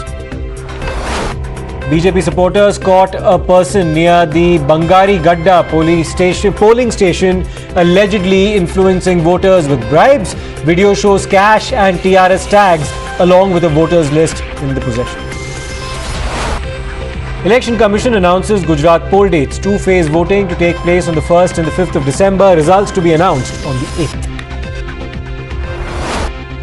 Announcing the Gujarat election dates, the Election Commission denied any bias or any deliberate delay. Former Chief Officer of Morbi Municipal Corporation, Girish Saraiya, speaks to Times Now, discloses how Oreva dictated its terms for renovation, says he was transferred months before the project. Jharkhand Chief Minister Hemant Soren skips summons issued by the Enforcement Directorate. Soren was summoned in an illegal sand mining case. Meanwhile, Hemant Soren leads the protest against the Enforcement Directorate in Ranchi, says summons issued to muffle voices of tribals. Also adds that the sand mining case against him is false. Lawyers write to the Bhagwant Mann government over pollution. Charanpal Singh Bhagri says that he'll approach the Apex Court over the non-allocation of compensation as a Supreme Court direction. Delhiites and residents of the Noida region complain of respiratory illness. AQI plunges to the severe category. While the Delhi AQI continues to plunge, stubble burning in the state of Punjab continues to rage. Farmers accuse Punjab government of not fulfilling pre-poll promises. Kerala Governor Arif Mohammed Khan dared Chief Minister Pinarayi Vijayan, asked him to resign if allegations against him are false. Further adds that he hasn't nominated anyone from the RSS for the VC's post. Kerala Congress President says Governor Khan is partially responsible for the row over VC appointments. Prime Minister Narendra Modi addresses a program marking Vigilance Awareness Week in Delhi's Vigyan Bhavan, says the centre is working to change the system created by Abhav and Dabav. Prime Minister Narendra Modi to visit Himachal Pradesh on the 5th of November and the 9th to campaign ahead of elections. Prime Minister will be addressing rallies in Sundarnagar, in Mandi and Solan on the 5th of November, in Shahpur and Kangada and Sujanpur in Hamirpur on the 9th of November. Prime Minister Modi promises all economic support to MSMEs and startups. Prime Minister further added that 8 crore women associated with self-help groups in villages were granted financial aid of rupees 5.5 lakh crores. Amit Shah held a coordination committee meeting at BJP state headquarters in Gandhinagar. Brainstorming for over 47 assembly seats in 13 districts was conducted on the first day. 16 children working as labourers in the fishing industry were rescued by the Department of Women and Child Empowerment in Mangaluru, Karnataka. After appearing on Times Now, wire scapegoat Devesh Kumar grilled by the Delhi cops. He left the crime branch after 7 hours of questioning. Agencies expressed satisfaction over security arrangements at the private residence of BJP MP Subramanian Swamy. This after the centre apprised the Delhi High Court of the arrangements made. West Bengal Chief Minister Mamata Banerjee plays a drum as she arrives at a family function of West Bengal Governor La Ganesan. Assam Chief Minister Himanta Biswa Sarma chaired a 14-hour-long meeting with district magistrates